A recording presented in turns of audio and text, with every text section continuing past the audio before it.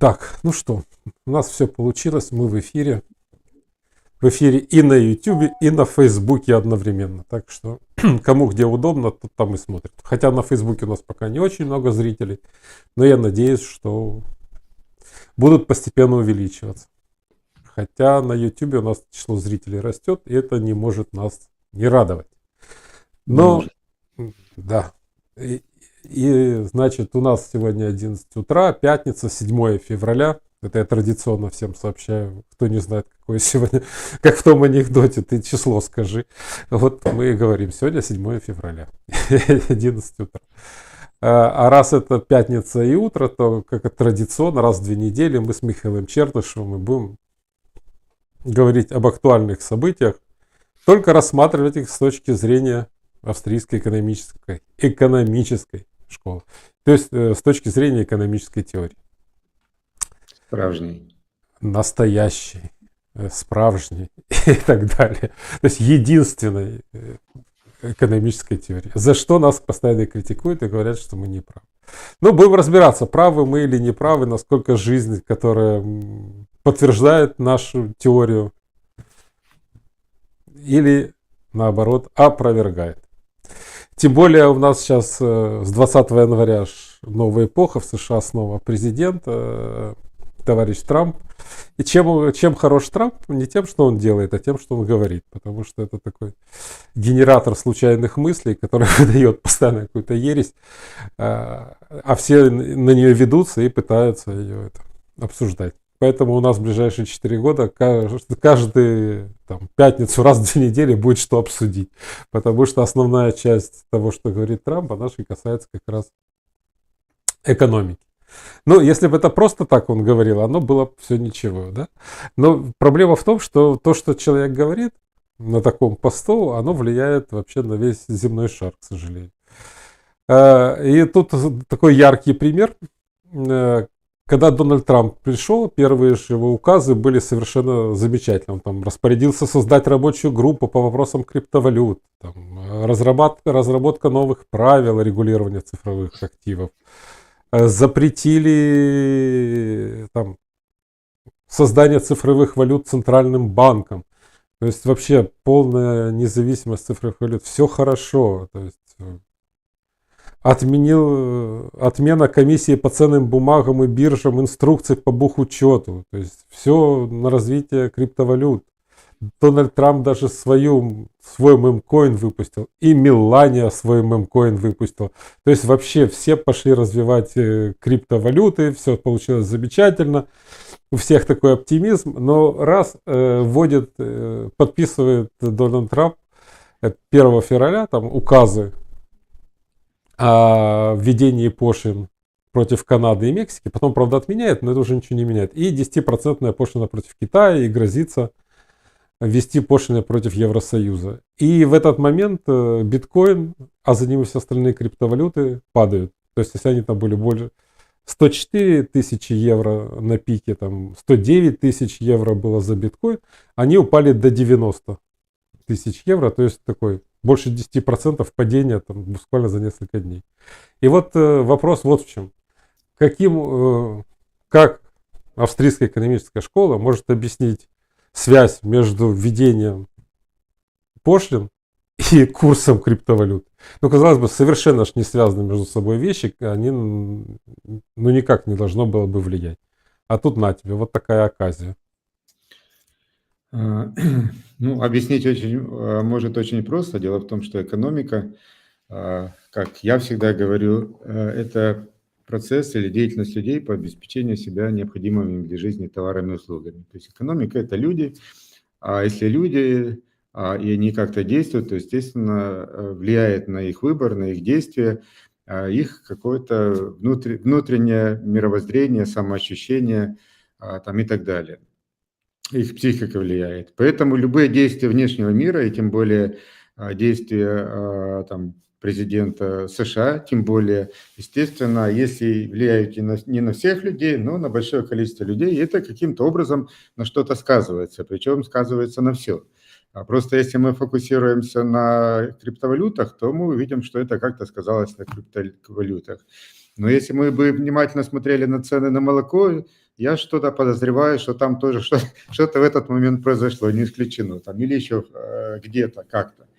Поэтому просто люди как-то на это реагируют по-разному, и поэтому меняются цены, в том числе на различные товары.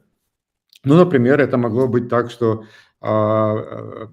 такое эмоциональное влияние со стороны там, действий или высказываний президента повлияло на людей, и у них изменились просто предпочтения.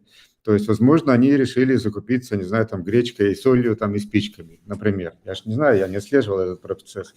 Но потому что смотришь, что тут такое что-то творится, значит, против Китая. Ну, я, например, как предполагаю, не все так люди могли считать, но я думаю, что большое количество людей и так подумало, что, значит, пошлины против Китая, угрожают Китаю, сейчас начнется война, все, нужно запасаться солью, спичками там, и гречкой. Начали закупаться, а все, денег же меньше получается, где их брать? Значит, ну, надо там продать биткоины, например. Вот и так, например, могло повлиять на биткоин. Я отчасти, ну, шутливо так рассказываю, но я просто веду к тому, что деятельность людей и поведение непредсказуемое, то есть каждый конкретный выбор. Мы только знаем, что каждый человек 100%, вся его деятельность направлена на то, чтобы получать свою жизнь, свое положение, свое благосостояние, то, как он это представляет. И поэтому кто-то решил спички покупать, а кто-то и биткоины, наоборот, начал покупать, потому что он чуть-чуть подупал, например. Поэтому вот так все определяется просто выбором людей. Там 80 миллиардов людей, как-то это в разные дни, в разные там секунды, там, месяцы складывается и влияет на разные цены.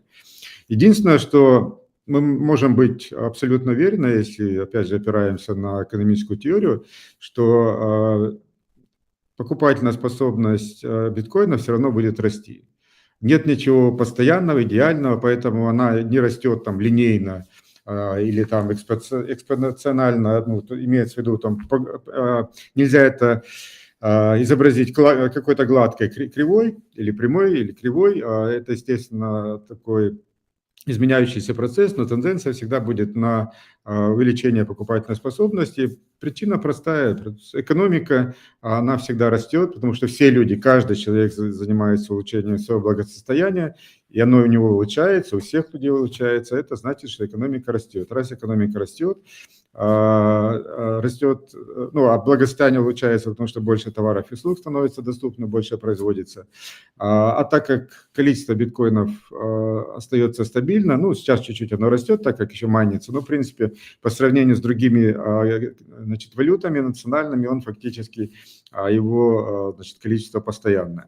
А количество товаров растет, поэтому цены, выраженные в биткоинах, они по определению должны падать.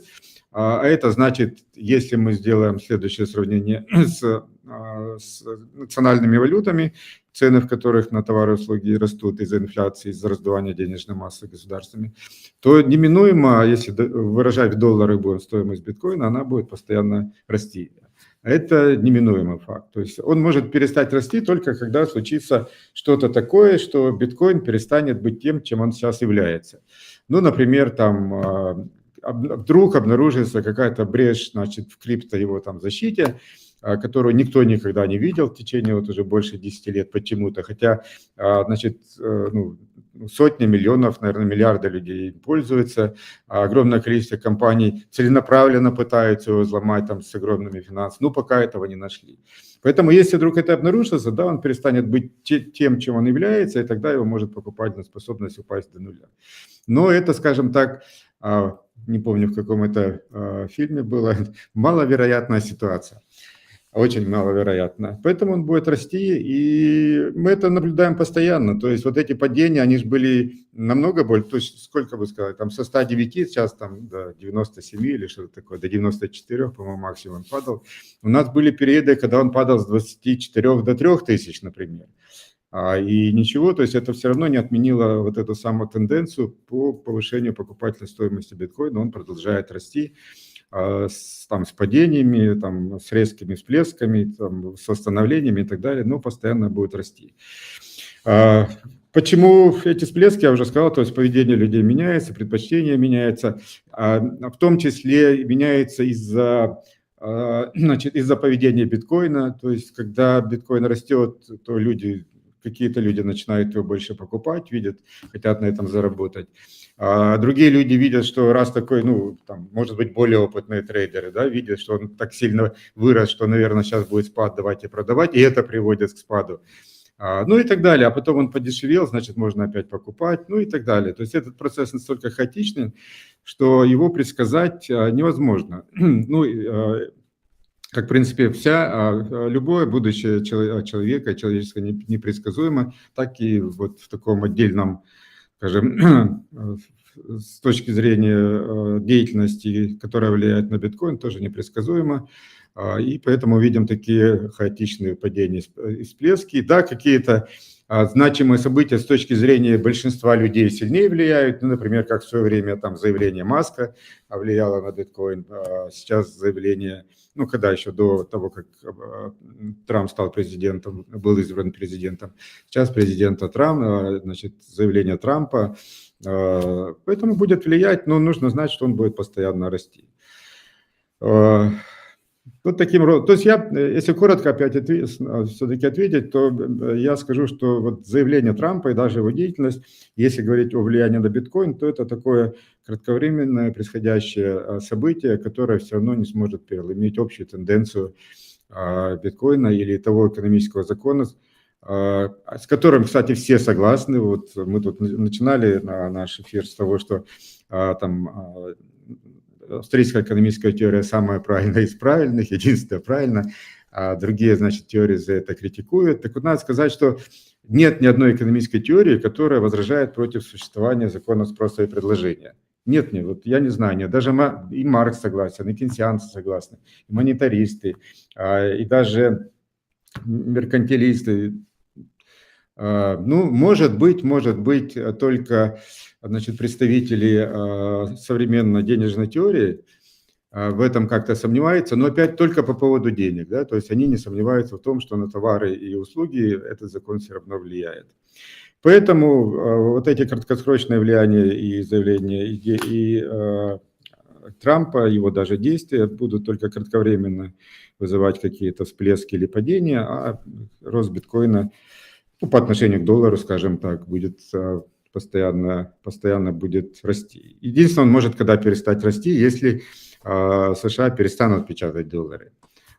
Тогда, этот курс зафиксируется. То есть какие-то небольшие колебания будут, так как примерно сейчас стейблкоины, они вроде бы как же 1 к 1, но тем не менее рынок на это влияет, и там какие-то флуктуации есть. Вот если перестать печатать доллары США, то будет, биткоин превратится в стейблкоин доллара США. Единственное, что мы с вами знаем, что это невозможно, потому что само предназначение или идея, или для чего вообще нужна национальная валюта, в частности, национальная валюта Соединенных Штатов Америки, для того, чтобы правительство могло печатать столько денег, сколько посчитает нужным. Да, определенная, настороженность по этому поводу есть, то есть они опять же понимают, так как они не возражают против существования закона спроса и предложения, они понимают, что если напечатать много, то доллар превратится в пыль, поэтому обесценивают его постепенно, чтобы с одной стороны самим успеть себе напечатать какие-то дополнительные деньги, а с другой стороны все-таки успеть ими воспользоваться, потому что можно за один день напечатать и отчитаться, какие мы молодцы, а потом ходить, не помню, в какой стране показывают, когда с тележками полными бумаги едут, чтобы купить килограмм картошки, да, на рынок, что будет смешно. А самое главное, конечно, Америка тогда потеряет вообще какое-то лидерство, скажем, с точки зрения экономики в мире. Хотя тоже вопрос, потому что, валюта обесценится, но экономика-то ж никуда не делась. То есть, во-первых, да, она от этого может затормозиться, какой-то шок произойдет, кризис, но и параллельно в других странах это автоматически укнется. Поэтому просто все экономики остановятся, и экономика США все равно будет в этом состоянии самой сильной экономикой мира. Поэтому это просто, значит, временные флуктуации, временное влияние, как и прочие разные эффекты. Там, я думаю, если где-то какое-то на острове извержение большой вулкана произойдет, тоже это как-то скажется на биткоине. Значит, ну, рождественские праздники тоже повлияют, ну и так далее, там, в большей и меньшей степени. Поэтому никакого тут какого-то фундаментального влияния там, деятельности или заявлений Трампа на биткоин нет и, в принципе, быть не может. Ну, с точки зрения там всяких аналитиков, говорят, что из-за того, что введут пошлины дополнительные, то может произойти ужесточение денежно-кредитной политики, и тогда, может быть, вырастет ключевая ставка. Ну, в общем, это все привязывают к умным всем вещам. Хотя, наверное, это все-таки больше психология. Кстати, выросли сразу же цены на яйца в Америке. Когда мы говорим о том, на что выросли. Вот я не знаю, выросли на туалетную бумагу, в Америке сразу там, еще хорошо, когда на туалетную бумагу цены выросли. Ну, причем, наверное, выросли больше, ну, то есть сильнее на цену на яйца повлияло это, чем на биткоин, да? Но мы почему-то обсуждаем биткоин. Это то, о чем я говорил, то есть все на все влияет. Вот этот, значит, принцип или концепция взмаха там крылышка мотылька, да, в одной части света влияет на какие-то катаклизмы в другой части света. Это, с одной стороны, конечно, такая, ну, не то что анекдот, ну, может быть, отчасти преувеличения, но в этом есть доля истины. Мы не знаем, что на что влияет, потому что мы могли бы знать, что на что влияет и в какой степени, тогда бы мы знали будущее, а тогда бы просто жизни на Земле в принципе не существовало. Потому что вся жизнь заключается в том, я уже сейчас говорил, что человек действует, чтобы получить свое состояние. Если человек будет знать, какое у него и когда, в какой момент в будущем будет состояние, ну, во-первых, это будет означать, что он не может на него повлиять, потому что если он мог бы на него повлиять, значит, он опять не знает, какое у него будет состояние, он не знает будущего. А если он знает, значит, он ничего не делает, значит, его все устраивает, ну и все, значит, он мертвый человек, то есть ему не дышать, не есть, не идти никуда не надо. Поэтому вот эти все идеи, как бы предвидеть или узнать будущее, что на что повлияет, они, в принципе, бессмысленны в том смысле, что ну, этого буквально не может быть. То есть это означает отсутствие жизни. Ну, это как, например, вот даже если взять поверхность Луны, вот там можно предсказать, ну, с какими-то там сложными математическими моделями, огромной, значит, компьютерной мощностью, можно предсказать, какая песчинка, когда там, где будет. Опять же, при условии, что не упадет ни один там метеорит или еще что-то из космоса не столкнется, потому что это опять становится непредсказуемым и нельзя посчитать. Так вот, ну, на самом деле даже это невозможно. Ну, как-то в очень большом приближении можно допустить, что можно рассчитать положение каждой там, песчинки на поверхности Луны. Но это можно сделать, потому что там нет жизни. Песчинки сами решения не принимают. И поэтому там гипотетически, опять же, можно было бы это сделать, хотя я думаю, что еще и через 1000 лет у человечества не будет таких возможностей, ни моделей, ни компьютерной мощности, там, или что там у нас будет, не компьютер, может что-то другое, невозможно. Но и, то есть даже когда нет жизни, мы не можем точно все предвидеть. А как только тут вмешивается воля там, 8 миллиардов человек во все это, а если мы еще добавим, хотя и не, значит, не настолько, значит, ну, то есть действия животных, скажем, там, каких-то других организмов, насекомых, да, у них нет, во всяком случае, мы не видим пока такой воли и, значит, возможности выбора, как у человека, но, тем не менее, это тоже влияет, и вы тоже это не можете предсказать. Поэтому будущее непредсказуемо, и вот, ну, когда вы сказали, если ведут пошлины, значит, нужно будет ужесточать там монетарную или финансовую политику и так далее. Но этого тоже они даже сейчас не знают. То есть подобные вещи нельзя просчитать, это можно только предсказать, предвидеть, имея определенные способности. И этим, кстати, и славятся или обладают успешные предприниматели. И то у них вероятность вот такого прогноза, там, я думаю, колеблется на уровне там, 1% вероятности, да, именно поэтому что там 95% компаний разоряется в первые 5 лет. Вот. А правительство, там нет таких способных людей с такими талантами, иначе бы они зарабатывали себе миллиарды, как Маск, они сидели на государственной зарплате. Там такого нет, поэтому они так даже сейчас не смогут спланировать. То есть они могут что сделать? Ввести пошлины и посмотреть, где у них что обрушилось, и начинать это исправлять только тогда. Но мы с вами знаем, что когда начнут это исправлять, то они будут исправлять за счет ресурсов, отнятых из других каких-то сфер, и там начнет все рваться. И поэтому будут, значит, принимать решения по мере возникновения проблем, создавая новые проблемы.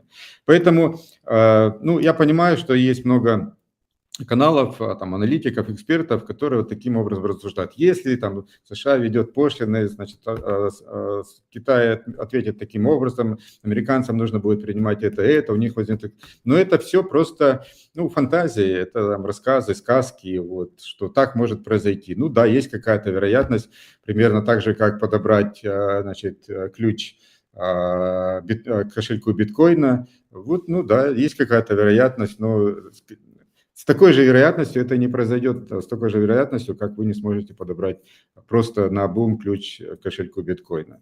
Поэтому рассуждать, я причем понимаю, что именно такие каналы, именно такие там какие-то дискуссии, значит, предположения любят смотреть люди, и большое количество людей смотрит, и там больше всего как раз подписчиков. Ну, потому что я это вижу, знаете, как вот в свое время телесериалы, там вот эти мексиканские особенно. Ну, то есть в реальной жизни же такого не происходило. Ну, это красиво, интересно, люди любят наблюдать за чужой жизнью там и так далее, стоя в стороне. Поэтому, когда слушают, не переставая, вот такие предсказания разных аналитиков, экспертов, я это вижу именно таким образом. Это просто как шоу, развлечение. И на самом деле никто не думает, что именно так произойдет, как предсказывают эксперты, и прежде всего сам эксперт. То есть его задача, его пригласили, ему нужно что-то рассказать. Ну вот он примерно рассказывает, используя те фразы, слова, термины и какие-то стандартные взаимосвязи, которые там где-то когда-то в учебнике, как обычно принято говорить. А никакого там на самом деле, конечно, анализа нет. Потому что их проблема в том, что они пытаются предсказать будущее, а этого как раз невозможно. Если бы они предсказывали тенденцию там, развития чего-то, да, это можно сделать, но это уже не предсказание, это уже стопроцентный рассказ того, какая тенденция обязательно будет и к чему это приведет. Да, неизвестно когда, завтра, через год, через 10 лет, но все будет двигаться туда. Вот это как меня еще до войны, когда приглашали на подобные, значит, каналы, эфиры, и вот, какой будет следующий год? Я говорю, вот вам же вот такой-то там экономист, такой-то эксперт сказал, что тут будет рост, значит, тут будет там тоже хорошо, здесь у нас все наладится. Да, я говорю, что все будет хуже, потому что деньги будут печатать, регулирование будет увеличиваться, предприниматели будут зажимать, все будет хуже. Оно так и получилось. То есть там 99 экспертов говорили о хороших перспективах, один не эксперт сказал, что перспективы, вернее, ожидать можно только плохое. Так и получилось. Но более того, получилось еще хуже, чем я даже себе представлял, потому что началась война, и мы имеем все, что имеем. Но это как раз о том, что мы не знаем ни когда точно станет хуже, ни в какой степени. Мы просто знаем, что будет хуже. И поэтому это честно об этом говорить. Опять же, нужно опираться, конечно, на науку, в частности, на науку человеческой деятельности, на экономическую теорию, а не просто считать, потому что я так считаю, мне так кажется. Мне замечательно писал у него, не знаю, зачем он включил в человеческую деятельность главу из теории вероятности. Может, брат его попросил, потому что он там был большой математик там, мирового масштаба. Вот. И я сначала удивился, а теперь вот я всегда не вспоминаю. То есть прежде всего я почему-то помню эту главу, и там объясняется и доказывается, собственно, там особое доказательство в этом смысле не надо, что не существует вероятности событий. То есть когда говорят, что там, значит, какой-то человек выиграет президентский выбор с такой-то вероятностью. Это просто абсурд, этого не может быть. Вы можете сказать, ну, я думаю, что все-таки, наверное, выиграет он. Вот я больше в это верю. Да, вот это можете. Ну, с процентной вероятностью там 76, там 34,9. Ну, не может быть такого. Вероятность только есть у группы событий. То есть берете, то есть если бы, значит, выборы происходили абсолютно одинаковые, в них участвовали абсолютно одинаковые люди. Это происходило постоянно, и уже было там 10 тысяч таких выборов. Тогда можно делать это было бы выборку и сказать, что вот в выборах с такой-то вероятностью, в такой-то ситуации выигрывает этот человек. Опять же, вы не можете сказать, он выиграет или нет, потому что если даже вероятность у кого-то выиграть 1%, то есть он же все равно может выиграть, потому что уже это такое было. Поэтому вероятность только есть у класса событий, а не у какого-то единичного события. И поэтому, когда опять же говорить, что экономика вырастет, значит, на такую-то величину с такой-то вероятностью, это, ну, полный абсурд, это вообще ни о чем, и такого, мягко говоря, неправильно говорить, потому что это ничего не обозначает. Ну, таким образом. Поэтому, ну, это вот моя как бы реакция на ваш сообщение о том, что что-то там они планируют, и если ведут пошлину, если те ответят, начнут что-то там регулировать. Да, начнут регулировать. Да, но это, кстати, вот тоже 100% тенденция произойдет, что будут что-то регулировать, и регулирование будет усиливаться. И в том числе Трамп будет усиливать регулирование. То есть этого не может быть. Я уже как-то говорил, что когда приходят такие, ну, скажем так, как это сказать, прорыночные, да, или либеральные, ну, в правильном понимании этого слова, какие-то политики, президенты, вот, ну, Рейгана можно там, Тэтчер отнести к этим, вот, ну, сейчас себя Трамп пытается таким же образом позиционировать, то это не значит, что государство будет снижать регулирование, снижать налогообложение. Да, в первый период своей деятельности это действительно они делают. Но делают они просто потому, что для того, чтобы выиграть, им нужно было чем-то отличаться от попередников, да, потому что иначе, если ты ничем не отличаешься, ну, как объяснить, что за тебя нужно голосовать, а не оставить предыдущего политика. Поэтому им нужно отличаться, выбирают часть из них там либеральную такую терминологию. Но так как он руководит государством, ему, чтобы вот это все делать, ему ресурсы нужны, значит, он где-то должен их брать. И чем больше он будет активничать в этом смысле, тем больше ему нужно ресурсов. Значит, без либо увеличения налогов, либо увеличения регулирования, либо увеличения печатания денег, либо все это вместе. То есть он не может от всего этого отказаться, никакой президент, никакой руководитель государства. И это вот, ну, на того же Рейгана, если посмотрим, значит, первый год тоже примерно как Трамп начал все там отменять, дерегулировать, сокращать и так далее. К концу своего президентства, если мы посмотрим, налоги выше, регулирование больше, госдолг больше, чем был до него, то есть к моменту его прихода.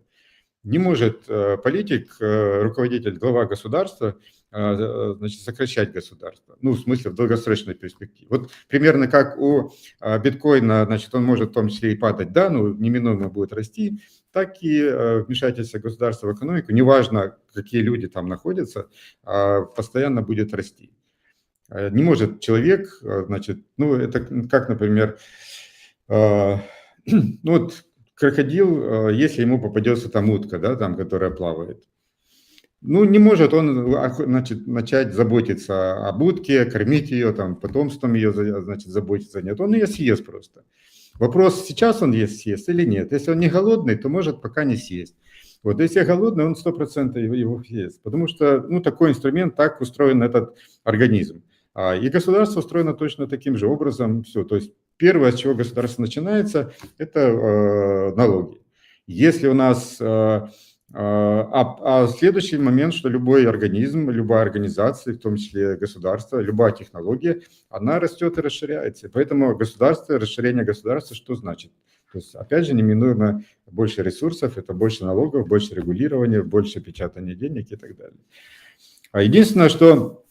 Ну, положительно, ну, там есть положительные моменты, в принципе, можно перечислять у Трампа, очевидно, если за ним следить. Просто нужно понимать, что это временное явление. То есть это все либо будет отменено, либо будет нивелировано другими вмешательствами в рыночную экономику. Ну, все-таки, если говорить, вот у него такая идея, можно проследить, что он хочет я прямого заявления такого не слышал, но похоже на то, что он как бы представляет такую политику, что нужно отменить все налоги на американцев, а государство должно существовать за счет таможенных пошлин. То есть якобы за счет того, что зарубежные производители будут содержать это самое американское государство. Ну, во-первых, это не так все равно будет содержать американские потребители, потому что они же будут платить не зарубежным производителям вот эти дополнительные деньги в виде пошлин, а эти американские производители или предприниматели, бизнес будут платить эти дополнительные деньги американскому правительству. Это раз.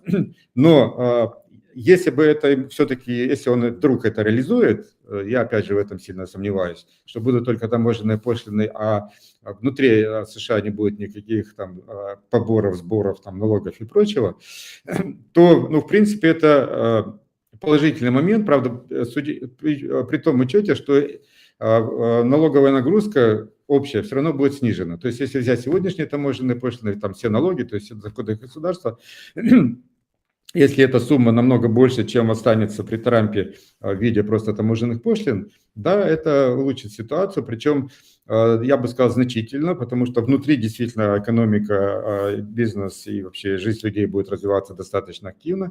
Единственное, что этот рост будет все-таки тормозиться ограничением разделения труда, потому что такое таможенные пошлины? Это введенное ограничение на разделение труда. А именно разделение труда повышает производительность труда, ускоряет рост экономики. Ну, так как сейчас есть и ограничение в разделении труда в виде пошлин, и, гнетение экономики с помощью налогов, да, если убрать налоги, то будет все, конечно, получше. И даже лучше, чем в других странах. Опять же, если таможенные пошлины не будут на все товары со всего мира там по 500%, да, по 1000, будут какие-то там 10-5%, как они обычно бывают. Ну и плюс, вот то, о чем говорю, когда политики что-то обещают и что-то там улучшить, они в любом случае обманывают. То есть они не могут не обманывать, потому что задача все равно отнять у людей ресурсы, и вы не можете, можете с помощью там оружия, штыков, но это еще более затратно, поэтому лучше, сладкой ложью, и поэтому они не могут не обманывать. И обман, например, Трампа заключается в том, что он говорит, что вот введение таможенных пошлин, защита отечественного товаропроизводителя, наказание там Китая, там, Канады, Мексики, кого угодно, улучшит жизнь американцев. И он сам понимает, что он обманывает. Потому что если бы таможенные пошлины улучшали жизнь американцев, я говорю, он бы в первый день, это был бы первый его указ, ввести таможенные пошлины на все товары из всех стран, там 100% или там 1000%, ну хотя бы 5%, неважно. Но все в первый день. Но это же улучшит жизнь американцев. Почему нет? Нет, он этого не делает, он кого-то запугивает, что ведет против кого-то таможенные пошлины, потом не вводит, потом отменяет. Он не хочет, чтобы американцы жили лучше, он хочет, но он этого не делает. Он сам прекрасно понимает, что таможенные пошлины не улучшат жизнь американцев. А это просто его инструмент международной политики, поставить себя, утвердить в виде политического лидера там, международного, собственно, наверное, и все. Потому что, повторю, он бы уже ввел таможенные пошлины, если бы верил, что это действительно было так. Это значит, он обманывает людей, как и все политики. А если он обманывает людей, как и все политики, значит, он и действовать будет так же, как и все политики. И не может это работать, как не все политики, потому что на то они и политики. Я уже стихами начал. Уже пошли стихами. Если мы говорим о бизнесе, то, конечно, бизнес вам не расскажет, как он становится успешным, потому что обычно вкладывается в разные направления, и одно-два выстреливает, остальные у людей не выстреливают. Просто за счет того, который выстреливает, покрывается все остальное. И ни один бизнесмен вам не расскажет про те бизнесы, которые у него прогорели. А их обычно 90% по сравнению с тем, что выгорело. И те, которые содержат все остальное. Точно так же, как те, кто любит проводить тренинги и рассказывать, как стать богатыми, они же вам не расскажут, как стать богатыми, потому что они зарабатывают на том, что проводят тренинги. Им важно продать тренинг, и тренинг должен быть интересным, а не научить вас быть богатыми. Тем более они... То вдруг вы станете богатыми и перестанете покупать тренинги. Вообще конец бизнеса. Так нельзя. Вот. Но На самом деле с пошлинами мы уже обсуждали не один раз губительность всяких пошлин, но все равно Трамп как меркантилист, протекционист, он возбудил во всем мире у людей, у любителей рулить экономикой, во всем мире возбудил вообще-то желание вводить пошлины и рассказывать вам, насколько пошлины хорошо. Но вот если говорить об американцах, у них там, я вот за ними, если следить, особенно за трампистами, у них достаточно интересный специфический взгляд, у них у каждого, нужно сказать, что пошлины хорошо, у них масса разных вариантов, и они меня очень радуют. Например, одни говорят, что нужно ввести пошлины против Европы, потому что в Европе высокие пошлины, и американские товары там дорогие, и европейские дорогие. И поэтому нужно ввести пошлины, чтобы в Европе подешевели товары. Вот эта логика мне, честно говоря, она как-то ломает мое сознание, как можно введение товара на пошлины в США на европейские товары удешевить товары в Европе. Ну ладно. Ну, может, они имеют в виду, что тогда европейцы отменят пошлин. Ну зачем они будут отменять? Да, зачем они будут отменять, если и так хорошо? Тут загадка. Но, с другой стороны, там против Канады, так они возмущаются, что вот у канадцев тоже высокие пошлины, они не покупают американские товары, поэтому закрылись. И нужно против них тоже ввести пошлины, чтобы в Америке было дорого. Вот, в этом смысле, ну, это правда, что если ведут или когда вводятся пошлины в какой-то стране против какой-то другой страны, в той и другой стране, конечно, ситуация ухудшается. Это бесспорно. Но просто при этом люди забывают, что ухудшается не только там, но и в этой стране, то есть обоюдно. Потому что речь идет всегда, ну, лучше всего рассматривать международную торговлю с точки зрения разделения труда. То есть почему вообще, ну вот возьмем тот же Boeing, не сам все производит, значит, ну, практически все комплектующие покупают в самых разных странах. Ну почему он сам не производит? Ну больше бы зарабатывал, да, там больше рабочих мест было. Нет, просто если он будет производить сам, то Boeing будет падать еще чаще, их будет намного меньше, они будут менее комфортные, менее надежные. То есть любой предприниматель, когда рассматривает вопрос поставки каких-то комплектующих, он же не берет это с потолка какую-то идею. Он пытается, значит, найти поставщика, который делает это качественнее, дешевле, надежнее, там, ну, то есть такого поставщика, при котором его личный продукт станет лучше. То есть он на нем больше заработает. И поэтому, если это делает какой-то местный партнер, соответствующий комплектующий, он 100% будет у него покупать, а не покупать где-то там американские, там, европейские или китайские комплектующие. Вот. Но если местный, значит, потенциальный партнер этого сделать не может, то есть если он будет его покупать, то его собственный товар станет хуже, и он будет меньше зарабатывать, естественно, он покупает в какой-то другой стране. Поэтому образуется международная торговля, и она как раз повышает эффективность производства, ну, собственно, в той стране, которую мы рассматриваем. Поэтому любые пошлины приводят к тому, что... Да, а тот партнер почему этому продает? Потому что в этом смысле тоже у него получается более эффективный бизнес, чем он бы продавал кому-то другому, да, или в своей стране свой товар. Поэтому, когда у нас есть международная торговля, то все участники во всех странах выигрывают от этого. То есть и в результате экономика в этих странах растет быстрее. Уровень жизни людей повышается быстрее. А когда вводятся таможенные пошлины, вот между этими двумя странами, туда разрывается эта цепочка разделения труда. Теперь уже, и, собственно, и пошлины это и вводятся так, чтобы невыгодно, вот эта сделка, которая ранее была выгодна, теперь становилась невыгодна. И теперь действительно этот производитель, ему выгоднее, как минимум с точки зрения цены, действительно брать у местного производителя. И да, он берет, но получается, он выбирает худший вариант. Его эффективность производства ухудшается, тормозится экономика. Точно так же и в той стране. Теперь он продавал в эту страну этому, значит, предпринимателю, а теперь он вынужден продавать какому-то другому, там дешевле, возможно, в меньшем количестве, еще что-то. И там экономика страдает. Поэтому да, то есть когда вводятся пошлины против какой-то страны, в той стране ситуация ухудшается, но ухудшается ситуация и в этой стране. Поэтому... Именно поэтому, опять же, Трамп, видимо, это или подсознательно, или ну, буквально понимает, поэтому он, по сути, не вводит пошлины, а только пугает введением пошлин. И опять же, если бы он точно знал, что той стране навредит, а американцам станет лучше, он бы сделал все это в первый день на все товары, на все страны, и, значит, и прицепил бы себе медальку за это, значит, и, значит, люди выбрали бы его на третий срок за это. Нет, он понимает, что если он это сделает, он до этого срока может до конца не досидеть. Ну, начнется такой хаос.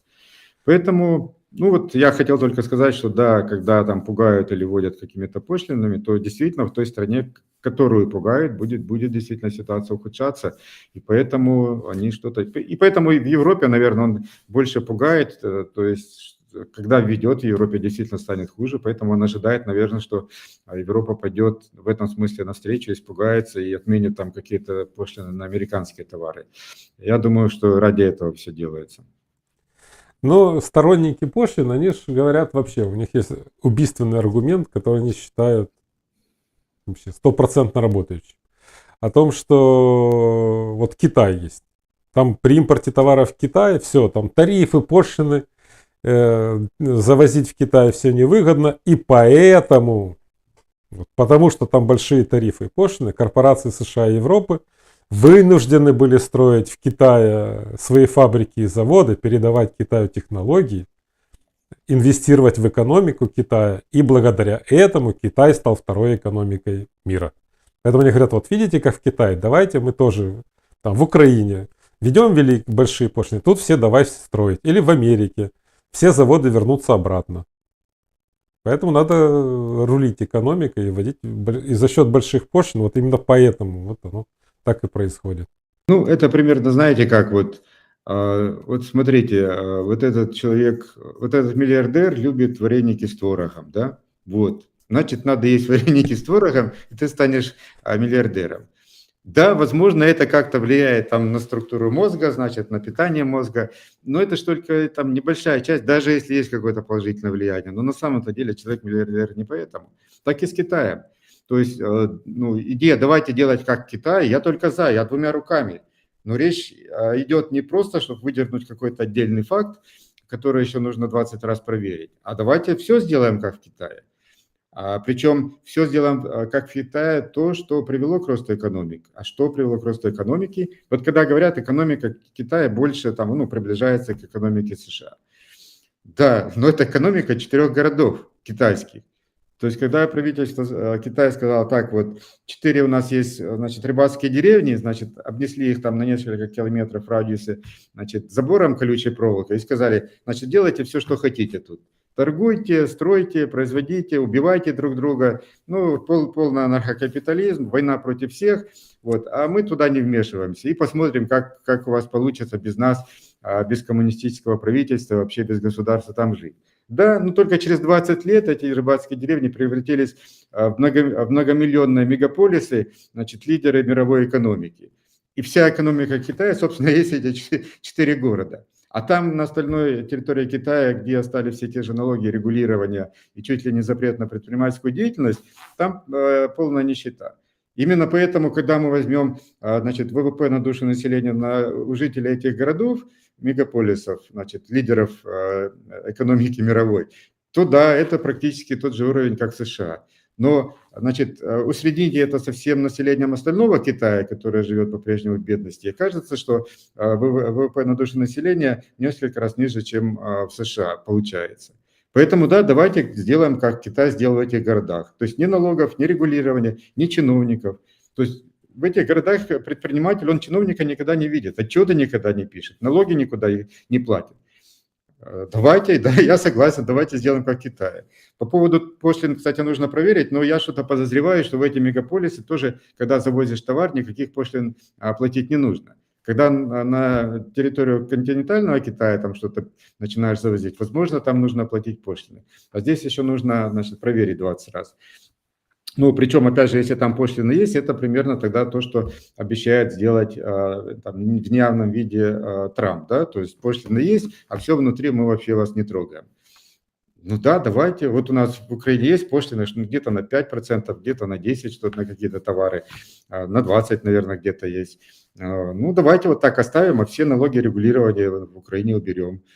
Да, это, конечно, хуже будет, чем если бы мы вообще и пошлины убрали, но все равно лучше, чем со всеми этими налогами. Поэтому, когда люди говорят, давайте сделать как в Китае, да, я согласен, двумя руками за. То есть, то есть тот самый, когда мы говорим о анархокапитализме, вот это, собственно, эти 4 китайских города. Почему на это пошло правительство Китая коммунистическое, это уже там отдельный вопрос, есть там разные по этому поводу там мнения и суждения, но это уже как бы не задача экономистов, больше задача историков объяснять, кто там с кем там о чем поговорил, кому позавидовал, кого решил там перегнать, догнать и перегнать, это уже отдельный вопрос. Но экономика просто говорит, уберите налоги регулирования, увидите, как, значит, деревня из 3 коллег превращается в многомиллионный лидер мировой экономики. Вот и все. Да, давайте сделаем как Китай, я только за. Ну, хотя бы давайте в Киеве в одном, может, сделаем такой вот китайский город.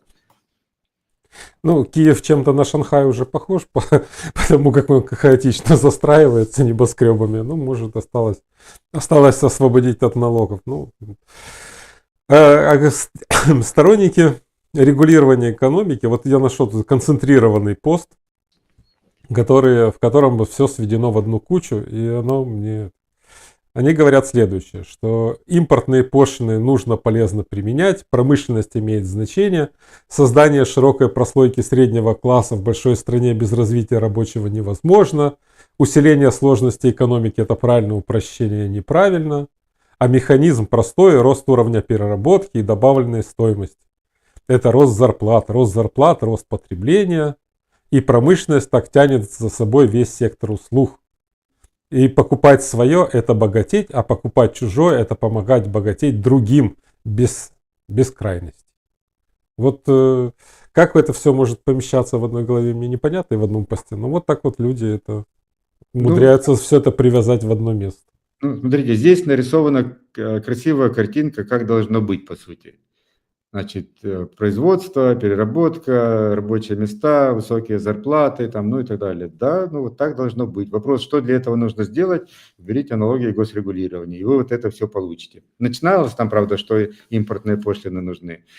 Ну, смотрите как, если вы считаете, что импортные пошлины нужны, вы же можете сами такой проявить просто, ну, если не вводят таможенные пошлины наше правительство, а вы хотите, чтобы они были, что это якобы улучшить вашу жизнь, но нет же вопросов. То есть идете в магазин, ну, не знаю, покупаете там калькулятор китайский в магазине, там, допустим, не знаю, сколько он стоит, ну, допустим, там 200 гривен. И говорите, вот если бы была пошлина 100%, была бы лучше. Поэтому покупайте калькулятор за 100 гривен и идете в банк, перечисляете в казначейство 100 гривен. Таможенную пошлину. Вы же хотели, чтобы была пошлина. Вот это вот есть аналог пошлины. То есть вы заплатили отечественному этому зарубежному производителю за калькулятор, и вы заплатили государству столько же денег в виде 100% пошлины. Начните с себя. То есть идете покупать джинсы, значит, заплатили там за джинсы, еще такую же сумму перечислите. То есть везде купили даже хлеб. Там же тоже куча, значит, импортных и сырья, и оборудования, на котором оно сделано. Купили батон хлеба и перечислите тоже, значит, казначейство такую же сумму. Вопрос, вы будете лучше жить или нет, ваша семья? Нет, будет в 2 раза жить хуже, ваш уровень жизни снизится. Как-то на производителя это повлияет? Нет. Значит, на отечественного товаропроизводителя никак не повлияет. Значит, он как работал, так и будет работать. Значит, что только изменится? Изменится жизнь чиновников, у него станет денег теперь в 2 раза больше. И он будет покупать больше импортных товаров, против чего вы вроде бы как боролись. Вот он же не будет покупать отечественные джинсы, правильно? А там министр какой-нибудь или там... да просто чиновник какой-то, там, министерство или там агентство. Нет, он будет покупать импортные джинсы. Вот. А вы могли бы купить отечественные. Но вы отнесли эти деньги чиновнику, он будет покупать импортные. Поэтому таможенные пошлины, у меня там есть, значит, целая мини-лекция по поводу этого, что на самом деле они не снижают импорт и не, значит, помогают отечественному товаропроизводителю и не улучшают ничью жизнь, кроме чиновников, а наоборот только ухудшают. Вот. Но это вот он в начале, по-моему, вот этого поставили, текста была импортная пошлина. А все остальное это просто перечисление пожеланий там, хорошего, высокого уровня жизни, крепкой экономики. Ну, что для этого нужно сделать? То есть из поста следует, давайте сделаем крепкую экономику и будем хорошо жить. Ну, как сделать? Очень просто, уберите налоги и регулирование, и вот вам получится крепкая экономика. Поэтому, ну там еще пару моментов было, но я там уже что-то там упустил, хотел еще прокомментировать. Поэтому плохо писать длинные посты, если хотите, чтобы отвечали на все ваши вопросы, разберите такой там пост или вопрос лучше на несколько, тогда мысль не потеряется, можно будет на нее ответить. Ну, там основная мысль в том, что давайте ведем импортные пошлины, и тогда все будет хорошо. Это ж вот такой подход. Давайте будем, это ж все те, кто хотят рулить экономикой, они говорят, давайте создадим условия для того, чтобы у нас в стране были заводы, чтобы люди работали на фабриках. А для этого что нужно сделать? Нужно ввести пошлины, чтобы не ввозились туда товары, а строили здесь заводы. Чтобы привозили сюда людей. Видите, как хорошо в Китае, опять же.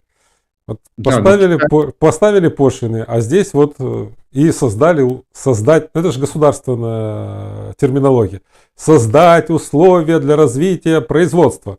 Но мы уже видели, как на стране их создавали, и чем это все закончилось. Здесь путаница происходит по той причине, потому что люди, ну это, собственно, так государственное образование просто внедрило в голову людей такую идею, что экономика – это вот заводы, значит, фабрики, трубы дымят, хотя вот, значит, трубы дымятся, фабрики, заводы, да, а потом, когда приходят на другую конференцию, как бы сделать так, чтобы трубы не дымились, чтобы было меньше фабрик и заводов, да, рядом с нами. Вот такой тоже парадокс. Но я о чем хочу сказать. На самом деле экономика – это не заводы, там, фабрики, еще что-то, а это обеспечение человека или людей себя необходимыми товарами и услугами все в большем и большем количестве, что позволяет им жить все лучше, лучше и лучше. И когда мы говорим о увеличении количества доступных людям товаров и услуг, их должно быть все больше и больше, для этого производительность экономики, то есть производительность производителей должна быть все больше, больше и больше. Одним из ключевых факторов роста производительности труда и просто роста производительности предприятий, экономики – это разделение труда. И только что вот я перед этим об этом говорил, что разделение труда заключается в том, что неважно, ну, то есть производитель выбирает, с кем сотрудничать. То есть не сам все производит, а, значит, кооперирует, взаимодействует с другими производителями. Причем выбирает лучших со своей точки зрения, чтобы он мог производить больше товаров и услуг, более качественных, и продавать их, иметь возможность по более низкой цене. И для этого он выбирает просто лучшего производителя. Если бы лучше с точки зрения друг друга производить украинских производителей были другие украинские производители, так они бы так и сотрудничали, никто бы не покупал импортные товары, не было бы никаких проблем. И мы бы об этом не говорили. Но раз они этого не делают, они делают это потому, что если они так сделают, их производительность ухудшится. И, соответственно, жизнь людей в Украине тоже ухудшится. И это если говорить о производстве там внутри страны. Но дело в том, что, смотрите, современный мир, а точнее потребности современного человека настолько велики и разнообразны, что ни одна страна, даже там США, Китай, там, возьмите кого угодно, одна страна не может производить, в принципе, она физически это не в состоянии сделать, все это разнообразие товаров и услуг, которые производятся в мире. В принципе невозможно. То есть как вы ни стараетесь, вот сделайте, значит, страну оградите забором, всех заставьте все производить здесь, вот, пройдет миллион лет, и никогда эта страна, уровень жизни этих людей не догонит, ну, во-первых, он сразу упадет, а во-вторых, никогда не догонит уровень жизни людей в окружающем эту страну мире. Никогда, потому что невозможно физически это произвести. Поэтому даже хотя бы из-за этого мне просто необходимо это безвыходная ситуация, вынуждены покупать так называемые товары зарубежных производителей. И это обеспечивает уровень жизни людей. Ну, представьте, например, что нам бы запретили покупать там смартфоны сейчас. Ну, мы бы не были без смартфонов просто. Или покупали бы их по цене, там, не знаю, там, Мерседеса. Ну, было бы, значит, только у министров и, значит, у депутатов Верховной Рады. И там у 10 олигархов эти смартфоны. Наша жизнь бы улучшилась от этого? Сомневаюсь. Но это только один пример. А так бы произошло со всеми абсолютно продуктами. И вообще сама идея о том, что есть какая-то, значит, отечественная экономика с точки зрения человека, это абсурд. Потому что каждый человек должен сам себя рассматривать, вот, как отдельного субъекта просто. Вот есть весь мир, вся планета, вот вы стоите в этой точке Земли там или живете, и вы обеспечиваете себя товарами и услугами. Для этого у вас сегодня есть возможность взаимодействовать со всеми 80 миллиардами людей, выбирать для себя лучший вариант сотрудничества и получения этих самых товаров и услуг. И тогда вы обеспечиваете себя наилучшим образом, естественно, потому что выбираете для себя, делаете для себя наилучший, с вашей точки зрения, выбор. Как только вы говорите, нет, это не так, давайте мы вот от всего мира оградимся территорией там сколько-то квадратных километров, и только тут будем себя обеспечивать, ну все, вы сразу автоматически становитесь, ваш уровень жизни несколько раз хуже, чем он был до этого. А именно это сейчас происходит. Просто сейчас обратно процесс. Мы привыкли жить вот в этом коконе экономики одной страны, поэтому вот мы как бы уже на этом дне экономического благосостояния находимся. Поэтому если убрать эти экономические границы в рамках страны, и каждый человек может взаимодействовать со всем миром, его благосостояние моментально увеличится кардинальным образом. То есть при этом не надо понимать, что все мы будем одинаково хорошо жить, то есть бомжи по-прежнему останутся. Просто разница будет в том, что все будут ездить, условно говоря, на Роллс-Ройсах и Майбахах, да, а бомжи будут, как последние нищеброды, ездить на там Volkswagen'ах. Вот в чем разница будет. И тоже все будут не хотеть быть такими бомжами, а хотеть быть нормальными людьми, ездить на нормальных машинах. Поэтому, как только вы рассматриваете себя в рамках всей экономики, как отдельного субъекта, вы сразу понимаете, что когда вам запрещают взаимодействовать с кем угодно, ваша жизнь ухудшается. Причем, смотрите, это же не в такой ситуации не мешает вам покупать товары и услуги у тех, кто поближе, вокруг вас, то есть то, что сейчас называется в рамках отечественной экономики. Но если это лучше для вас, лучший выбор. Понятно, если, например, вы можете поехать там постричься в Нью-Йорк, а можете тут, значит, за углом сходить в салон. И могут быть разные ситуации. Могут быть такие ситуации, что за углом салон намного лучше, чем в Нью-Йорке. И вы лучше пойдете туда. И вот, пожалуйста, можете считать, вы развиваете отечественную экономику. Но с другой стороны, если вам салон лучше нравится в Нью-Йорке, у вас есть возможность постричься в Нью-Йорке. И вот тоже ваша жизнь никто не ухудшил. Она такая, как вы себе ее представили, как вы ее выберете. Да, вы скажете, ну туда же, значит, перелет на самолете, это дополнительный день, но это ваше решение. Если вы посчитаете, что там настолько лучше стригут, что это стоит денег и самой стрижки, и, значит, полета туда и туда-обратно на самолете, вы это можете сделать.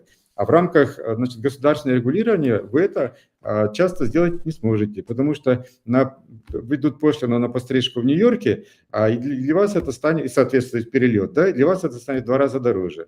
Так вам постричься было, значит, стоило $3000 все вместе, а так будет 6. И вы уже не можете себе позволить, придется идти, значит, как бомжу за углом стричься в местном салоне. Ваша жизнь ухудшилась. Но повторю, если будет такая ситуация, вы увидите, что салоны здесь как раз за углом будут лучше, чем в Нью-Йорке. Потому что здесь этим же самым салоном будет больше ресурсов развиваться, будет больше конкуренция, и никуда летать не надо будет. И вы сэкономите кучу денег, потому что в местном салоне вы постригетесь за $10 лучше, чем в Нью-Йорке, слетав туда на самолете. И у вас останется еще куча денег, так как вы тоже в свободной экономике, у вас их много, на много чего. Можете хоть каждый день стричься. Сегодня, например, не можете сходить прическу сделать, потому что государственное регулирование. А в его отсутствии можете, если будет желание. Поэтому таможенные пошлины на импортные товары, не на импортные товары, они просто ухудшают жизнь людей. Это просто нужно запомнить. Вы просто представьте себе, когда вы платите, неважно, вы или там импортер платит эти самые пошлины, он же платит просто их чиновникам. То есть вот если без пошлин импортер или вы прямо там на Алиэкспресс или там, не знаю, где-то в каком-то онлайн-магазине или еще как-то заказали, просто платите производителю зарубежному или продавцу, получаете этот товар и все. В случае, чем отличается введение пошлин на импорт? Что вы делаете то же самое, но еще, значит, платите такую же сумму местному чиновнику. Вот вы с моим примером с калькулятором не хотите же купить калькулятор и перечислить еще в казначейство такую же сумму? Купить там, значит, батон хлеба, еще такую же сумму в казначейство заплатить. Вы же этого не хотите. Почему? Потому что вы явно осознаете, даже если не грабеж, то это явно ухудшит вашу жизнь. У вас на реальные траты, на реальную жизнь, что вам нужно, будет просто в 2 раза меньше денег. Вот именно это делают таможенные пошлины, и больше ничего они не делают. Только вы дополнительно платите деньги чиновнику, а он потом, конечно, у него хорошая жизнь. И поэтому они их вводят, это таможенную пошлину, потому что у них больше денег появляется. Вот и все. Тут только сложность заключается в том, что когда речь идет об импортном товаре, то часто, ну или даже чаще, не сам человек-покупатель платит эту самую таможенную пошлину, а ну, тот же импортер, то есть кто заводит этот товар. Ну, хотя вот когда ведут, я, кстати, может, уже ввели, я пропустил, вроде бы еще не вводили пошлины там на дешевые посылки, да, вот когда ведут, вот тогда человек поймет. То есть он всегда покупал что какие-то товары по одной цене, а теперь он будет покупать по той же цене товары, но еще такую же цену или там какую-то сумму заносить чиновнику, по сути. И тогда почувствует. А сейчас проблема в том, что напрямую эти платят таможенные пошлины бизнес, который завозит товар. И поэтому люди думают, что, ну вот, значит, чтобы они не завозили, а то завозят, значит, зарабатывают на этом, пусть лучше местный бизнес это производит. Но на самом деле все это сказывается как раз все равно на покупателях местных, потому что тут просто сама, значит, экономическая модель, как это влияет, сложнее, поэтому, конечно, людям неподготовленным сложно понять. Но если в двух словах происходит один из вариантов, как это происходит следующим образом. Есть большое количество предпринимателей, бизнесов, которые импортируют товар, и здесь его продают. Вкладывается какая-то цена в соответствии со спросом, предложением на, значит, на местном рынке на этот товар, и все работает. Теперь, когда вводят пошлину на этот товар, это значит, что импортер тоже также покупает товар, также он его здесь продает, но он вынужден еще какую-то сумму заносить чиновникам в этом случае дополнительно. Но эта сумма – это же затраты этого бизнеса. То есть у него есть разные затраты. Ну, вот есть цена, по которой продает товар здесь, есть разные затраты на перевозку, покупку этого товара. И вот еще добавятся затраты на то, чтобы эти деньги отнести чиновнику. То есть у него затраты вырастут, а нужно понимать, что бизнес, он же неоднородный, то есть мелкие, большие, значит, способные, неспособные, и поэтому рентабельность, даже если эти бизнесы импортируют и продают один и тот же товар, она у них разная. И когда вводится таможенная пошлина, рентабельность у всех уменьшается, и вот эти граничные предприниматели, у которых и так была низкая рентабельность, они могут или уйти в минус, или настолько будет небольшая рентабельность, что им просто невыгодно этим будет заниматься, они будут лучше там, не знаю, там откроют там шаурму, там побольше киосков, чем будут вот этим заниматься. Это приведет к тому, что будет меньше бизнеса этим заниматься. Это значит, будет меньше товара импортироваться сюда, его будет меньше. И в соответствии с тем самым любимым всеми экономистами, абсолютно всеми законом спроса и предложения, так как предложение товара уменьшается, цена на него вырастет. Вот таким образом цена растет и страдают потребители. Страдают каким образом? Некоторые не смогут покупать этот товар по этой цене, нужный им, они же его покупали, он им нужен, он улучшал их жизнь, теперь не будет. А некоторым придется платить больше, ну, потому что он им, тем, кому он очень нужен и которые могут себе позволить по более дорогой цене купить, но их жизнь тоже ухудшится, потому что большая часть бюджета у них пойдет на этот товар, а на остальные товары останется меньше денег, и они будут его меньше покупать. И, кстати, этот остальной товар, как правило, отечественный. То есть у них будет меньше денег на покупку отечественного товара, и пострадает как раз тот самый отечественный потребитель, о котором якобы заботится государство. Ну и там еще есть ряд таких механизмов, которые приводят к ухудшению жизни людей при введении таможенных пошлин. Но не будем здесь уже напрягать наших слушателей. Я думаю, вот это самый такой понятный и яркий пример, почему даже если, несмотря на то, что не вы сами платите эти пошлины на импортные товары, все равно ваша жизнь ухудшается. Либо вам этот товар уже будет не по карману, либо вы должны будете отказаться от каких-то других товаров, которые раньше покупали, потому что все-таки хотите этот товар купить. То есть жизнь всех людей абсолютно ухудшится. А бизнес – это отдельный вопрос, бизнес тоже будет страдать, но там несколько по другим причинам. Имеется в виду отечественный бизнес, сам будет страдать. Одна из причин, я здесь ее показал, что просто денежный спрос на их товары уменьшится, потому что некоторые части потребителей эти деньги направят на покупку дополнительные вот эти деньги, которые потребуются для покупки импортного товара, а на отечественный товар у них останется меньше денег. Ну, вообще любой человек может провести эксперимент дома в семье, например. приказать, что покупать можно только внутри семьи. Вот у вас есть семья, там муж, жена, двое детей. Можете покупать только друг у друга. А если кто-то приносит домой что-то снаружи, он должен заплатить на входе. Ну, только будет определиться, кто будет платить на входе. Потом можно между комнатами ввести плату за вход. Там жена, заходишь на кухню, жена берет деньги там в гостиной, муж берет деньги там в детской комнате, сын берет деньги. И вы каждый раз заходите и платите. И посмотрите, насколько у вас будет хорошо. Но Да, кругооборот денег будет офигенный внутри.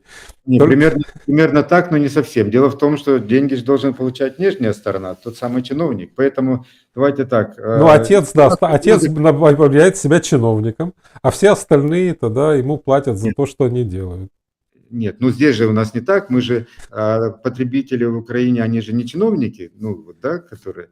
Вот нет, должно быть не так. Вот та ситуация, которую вы описали, но деньги должны, вот эта самая пошлина, перечисляться, например, в качестве донатов на Libertarian Site.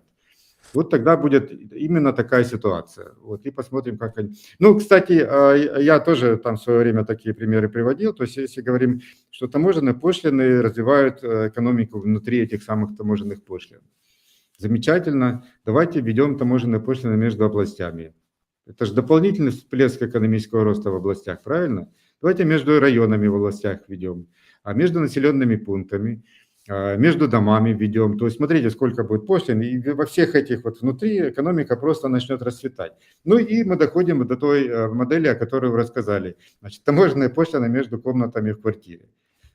Ну, все скажут абсурд. Причем абсурд скажут еще на этапе между областями, если предложить ввести таможенные пошлины. То есть сразу понимаешь, что тут вообще все рухнет. Ну, так а почему тут отрицательно влияет, а там почему-то положительно, если на территории страны.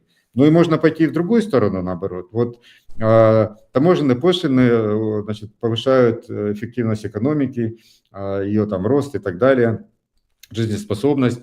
Тогда зачем люди стремятся в Евросоюз? Зачем хотят убрать таможенные пошлины между Украиной и Евросоюзом? То есть считают, что если убрать таможенные пошлины между Украиной и Евросоюзом, то Украине лучше станет. Так, а с другой стороны говорят, если вводить таможенные пошлины, то Украине лучше станет. Так, ну, нужно определиться. Вот в этом, кстати, проблема всех критиков экономической теории, настоящей экономической теории. Они просто заявляют прямо противоположные, значит, утверждения делают. И поэтому с ними как бы даже дискутировать очень сложно. Потому что он говорит, это белое, и в то же время это черное. И вот как с ним дискутировать? Скажешь, что это белое, он говорит, так я и говорил, что это белое. Вот. А значит, при следующей какой-то беседе говорит, это черное. Ты говоришь, нет, это белое. Он говорит, нет, ну да, я говорил, что это белое. То есть это бессмысленный какой-то спор. Поэтому я всегда, уже давно пытаюсь, когда поступает такой контраргумент, он, как правило, такой противоречивый, я сразу говорю, вот давай определимся, какова твоя точка зрения, это белое или черное. Как правило, человек на этом, собственно, все, заканчивает дискуссию, потому что он определиться не может. То есть его не устраивает там конкретика или правда, или истина. Его устраивает, значит, там спор, да? То есть поэтому он сразу вводит такую контроверсийную какую-то исходную позицию, принимает, которая сама по себе спорная, и вот этого вполне это его устраивает. Поэтому также и с пошлинами. У них одновременно и полезные экономики, и вредные экономики. То есть сегодня встал так, завтра так. Ну, в общем, сложно с этими таможенными пошлинами. Ну, я вот говорю, самый мне такой кажется эксперимент, самый наглядный. Покупаете что-то, если это импортное, перечисляете такую же сумму там в Кабмин, в казначейство куда-то, не знаю. Это просто на благотворительность перечисляйте. Даже это, я думаю, сразу человек там будет тормозить, сразу поймет, а как же я? А тут же надо вот еще будет купить, а я туда перечисляю. Так вот то же самое и бизнес. Тоже он страдает, и конкретные потребители тоже в этом смысле страдают.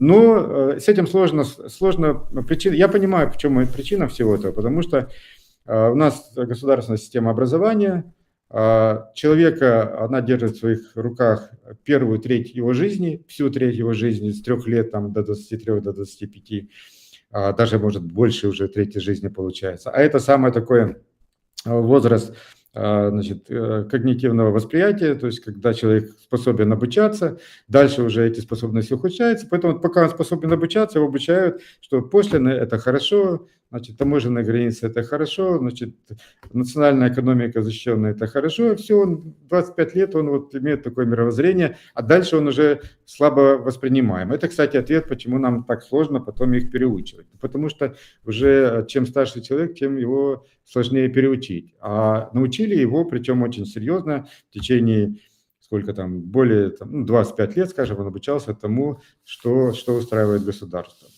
Поэтому вот если государство вело им такое, что пошлина – это одновременно и хорошо, и плохо, вот он ходит и повторяет это. И наша задача как-то ему объяснить это. Ну, делаем по мере нашей возможности. Ну, есть еще одна вещь, которая, ну, такая въевшаяся в голову, это наш, мы, там, наш, не наш, то есть наш производитель. Кто такой наш производитель? Ну, вот Ахметов это наш производитель или не наш производитель? Там или Коломойский, он наш или не наш? Он владеет кучей предприятий. Чем он, ну, у него есть израильский паспорт, есть украинский паспорт, он наш или не наш? Ну, и вообще, как это определяется наш? И это очень ярко проявляется. Вот сейчас же эта дискуссия о редкоземельных металлах, которые тут вдруг все возбудились, что оказывается у нас тут огромное количество редкоземельных металлов, и Трамп предложил, даже не знаю, что он предложил, он сказал, что ему интересны редкоземельные металлы в Украине. И тут народ как возбудился, как стал кричать, это наши редкоземельные металлы, они лежат в нашей земле, почему они наши, где они в нашей? И начинают выдвигать всякие аргументы о том, что пусть сгниет на наше, мы их никогда не разрабатывали, но это все равно наше. Ну, чье оно ваше? Оно в земле лежит, оно не наше.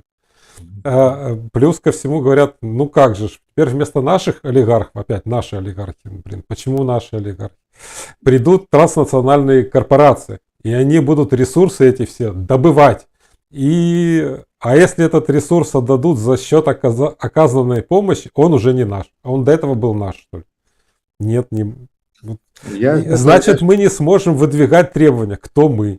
К инвесторам по развитию в Украине перерабатывающих кластеров на этом сырье. Кто мы выдвигать? Вот кто? Вася Пупкин, там, Петренко будет сидеть, который там сидит, не знаю где, и он на диване, он будет выдвигать какие-то требования. Вы что, серьезно, что ли? Минус рабочие места, добавочная стоимость национального продукта. Какие? Кроме того, добыча редкоземов требует много воды и водных ресурсов, загрязняет экологию и может повышать радиационный фон. Терпеть такое для развития своей промышленности это одно, а быть сырьевым придатком другое. Почему? Вредность, что от этого уменьшится, если это наш добывает, то есть Ахметов добывает, это можно терпеть, если это добывает там какой-нибудь Oil Doyle, то уже все, нельзя терпеть. Вредность тогда будет совершенно другая. Ну, блин. В первом случае профит от переработки сырья останется в стране в виде налогов, добавочной стоимости и инвестиций, а во втором все присваивается ТНК и выводится из страны. Так все ТНК платят налоги в белую, а Ахметов, например, и Пинчук их вообще не платят. Никаких. Где тут добавочная инвестиция? А кто вам сказал, что кто-то из наших инвестирует в эту страну? Никто не инвестирует. Вот для меня это сюр какой-то. Вот все аргументы, они какие-то очень странные. Начиная с того, что их никто не добывал, не добывает и добывать никогда не будет, потому что нет ни денег, ни возможностей, ни технологий. А с другой стороны, уже все обсуждают, насколько это будет плохо, если это будут не наши. Ну, разница между нашими и не нашими, давайте разберемся. Кто наш, а кто не наш. Это был вопрос, комментарий или это пост какой-то где-то был? Это пост был такого Куща, который вот он... Понятно. Есть такой наш экономист, который постоянно... Типа экономист, который за... Я собираю вообще, их много этих постов, любителей пошлин и защитников нашей экономики, они все примерно одинаковые. Ну, смотрите, да, ну, здесь все то же самое, то есть противоречие на противоречие, и вы правы, сложно как-то на это отвечать. Ну, пару моментов можно что прокомментировать. Ну, например, значит, что там у нас начиналось с наш олигарх. Наш олигарх, там не наш олигарх, наш... Ну, я хотел сказать, например, ну, тут такой подтекст проскользнул. Ну, обычно, вот в том числе и Кущ, я думаю, тоже нужно развивать экспорт, да, там, товаров, там, и так далее. Экспорт – это главное, нужно больше продавать. Вот, например, наш олигарх Ахметов, когда он вдруг начинает экспортировать электроэнергию за рубеж, у нас тут кричат сразу: ой-ой-ой, что такое, нам тут самим не хватает, они там, значит, нам отключают, а туда продают. Ну так подождите, вы хотите больше экспорта было или что вы хотите? Когда я говорю, что экономика – это прежде всего конкретно человек, его значит, деятельность по тому, чтобы улучшить свою жизнь, получить больше товаров и услуг, тогда в этом случае понятно. В этой концепции как раз экспорт ухудшает его жизнь. Конкретно, потому что экспорт – это когда товары уходят из страны. Вместо того, чтобы да, люди пользовались здесь, наши люди пользовались этими товарами и услугами, они теперь уходят из страны. Это плохо, но почему-то считается, что экспорт это хорошо. А когда реально действительно вот кто-то видит, что экспорт уходит в качестве электроэнергии, почему-то ой-ой-ой, все пропало, что такое? И здесь полностью противоречие. Значит, по поводу значит, вот транснациональных компаний, которые там будут что-то разрабатывать. Значит, нельзя допустить. Но эти же самые люди, это же самый куч. Говорит, необходимо привлекать инвестиции в страну, чтобы здесь строились, значит, разрабатывались, добывались, нужно больше инвестиций. Вот, давайте транснациональные корпорации введут инвестиции, начнут создавать эту там горнодобывающую промышленность наконец-то нормально. Вот они иностранные инвестиции транснациональных компаний. Эти же самые люди говорят: ой, все пропало, нет, так нельзя. Поэтому я говорю, определитесь, вы что хотите? Вы хотите инвестиции или вы не хотите инвестиции? По поводу рабочих мест, какая разница, наш предприниматель создает рабочие места или зарубежный? Нет никакой разницы, те же самые рабочие места. Но с другой стороны, тут забота как бы о нашем предпринимателе. Но когда наш предприниматель начинает что-то делать и создавать, сразу, значит, куркуль, буржуй, значит, наживается на людях, богатеет, значит, с этим нужно что-то делать, обложить налогом. Так подождите, вы переживаете о нашем переживаете или не переживаете? То есть кто должен создавать рабочие места? И так, да, и вот этот пост такой яркий, хорошо подобрали. Мало того, что в нем самом противоречие на противоречие, но если еще со стопроцентной вероятностью, я знаю, что тоже Куч заявлял, значит, в других своих постах, они полностью противоречат. В том числе там с этим импортом и так далее, с инвестициями, с добычей. По поводу, если говорить, тут тоже это ж у него, да, было написано, что, значит, пусть лучше сгниет тут, значит, но никто не будет добывать. Вот, не дадим наше добро, значит, добывать каким-то не нашим, кому не нашим действительно, что не нашим. Вот это меня всегда поражает, когда особенно вот идет граница, там, не знаю, между там, Украиной и Россией, там, Польшей, Украиной и там, Румынией, Польшей.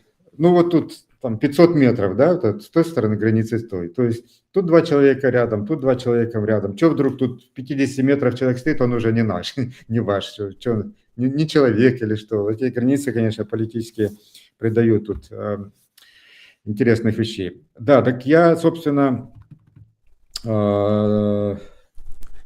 сбился немножко с мысли. По поводу, да, этих полезных ископаемых. Вот Владимир Поперечнюк хороший пост написал по поводу этого, этих полезных ископаемых. То есть считается ошибочно, что вот у нас там где-то в недрах земли чего-то там лежит, и это там наше богатство. Нет, это никакое не наше богатство. Это вообще ничего не стоит. То есть, потому что ресурсы – это то, чем вы можете воспользоваться. То есть, возьмем даже самое банальное, там, допустим, там, нефть. Где-то там залегает нефть. И что? Я уже не говорю, это даже не касается народа, что это принадлежит народу. Вообще, возьми любого гражданина Украины, вот там на глубине там, 3 километров где-то там есть нефть, допустим, это вообще никакого отношения ни к одному человеку не имеет, ни к экономике не имеет, ни к чему. То есть и ценности это ничего не имеет. Может кто-то продать эту нефть, которая там находится, там, на глубине там, хотя бы за гривну. Да не может она продать, потому что это ничто и ничего не стоит. Это, значит, становится ресурсом только тогда, когда кто-то приложит к этому труд. Инвестиции те же сделает, труд приложит и так далее. И когда эта нефть уже вот она в цистерне там, на поверхности земли, или там уже течет по трубе, например, да, вот это уже стоит, потому что этим можно воспользоваться. Или газом, например, тем же самым. Но это ресурс не тот, который был в земле, это совсем другой уже. И это значит, с точки зрения права принадлежит тем людям или тому человеку, кто этот ресурс создал. То есть вот не было в цистерне нефти, а теперь она есть. То есть это принадлежит тому, эта цистерна с нефтью, тому человеку, кто обеспечил это. А фактически, то есть кто пробурил, там исследовал, пробурил, достал, загрузил в эту цистерну, там ее отправили, цистерну купить же нужно было, да, это же не просто на землю разлить эту нефть и так далее. Кто это все обеспечил, кто вложил этот свой труд, как текущий, так и прошлый, да, который материализован в сбережениях и теперь позволил, значит, сделать эти там вышки, там буровые цистерны там и прочее, оплатить труд работников железной дороги и прочее. Вот этот человек вложил свой труд, это его собственность. Но опять же, во-первых, никакого не народа, ни один другой человек к этому не приложил никаких усилий. А те, если были какие-то наемные работники, рабочие, которые в этом процессе участвовали, они просто обменяли свой труд на те ресурсы, которые ему дал, заплатил там зарплату, там премию, неважно что. А это принадлежит ему, а не кому-то другому. Это раз. А во-вторых, только когда этим можно воспользоваться, а воспользоваться можно только после приложения труда, тогда это становится ресурсом чьим-то. Когда это где-то там в глубине чего-то, там редкоземельные металлы и еще что-то, это вообще не имеет никакой цены и никому не принадлежать не может.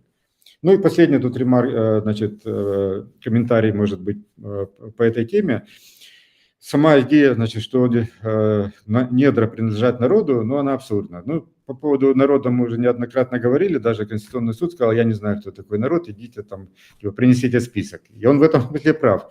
Потому что когда мы говорим там совет директоров, тоже кто такие, не понятно. Список есть, все понятно. 7 человек, все понятно. Или там сотрудники компании, там, Новая почта. Вот 45 674 человека, вот все понятно. Теперь, когда мы говорим сотрудники компании, понятно, о ком идет речь. Когда мы говорим народ страны, непонятно, о ком идет речь. Даже непонятно, сколько человек, даже не говоря уже о том, что конкретно. И сами же государственные органы говорят, что кто такой народ, не знаем, поэтому идите отсюда.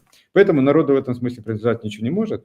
А если в этом, значит, используя категорию народ, имеет в виду, что в принципе людям, которые тут как-то живут, что-то принадлежит из недр земли, то это может быть только в той ситуации, когда земля принадлежит частным лицам, как раз вот этому самому народу, но только конкретным людям, а не просто загали. И тогда, кстати, можно будет посчитать, кто такой народ. Потому что если вся земля в частной собственности, эти все участки, количество их известно, их собственники известно, тогда понятно, кто такой народ.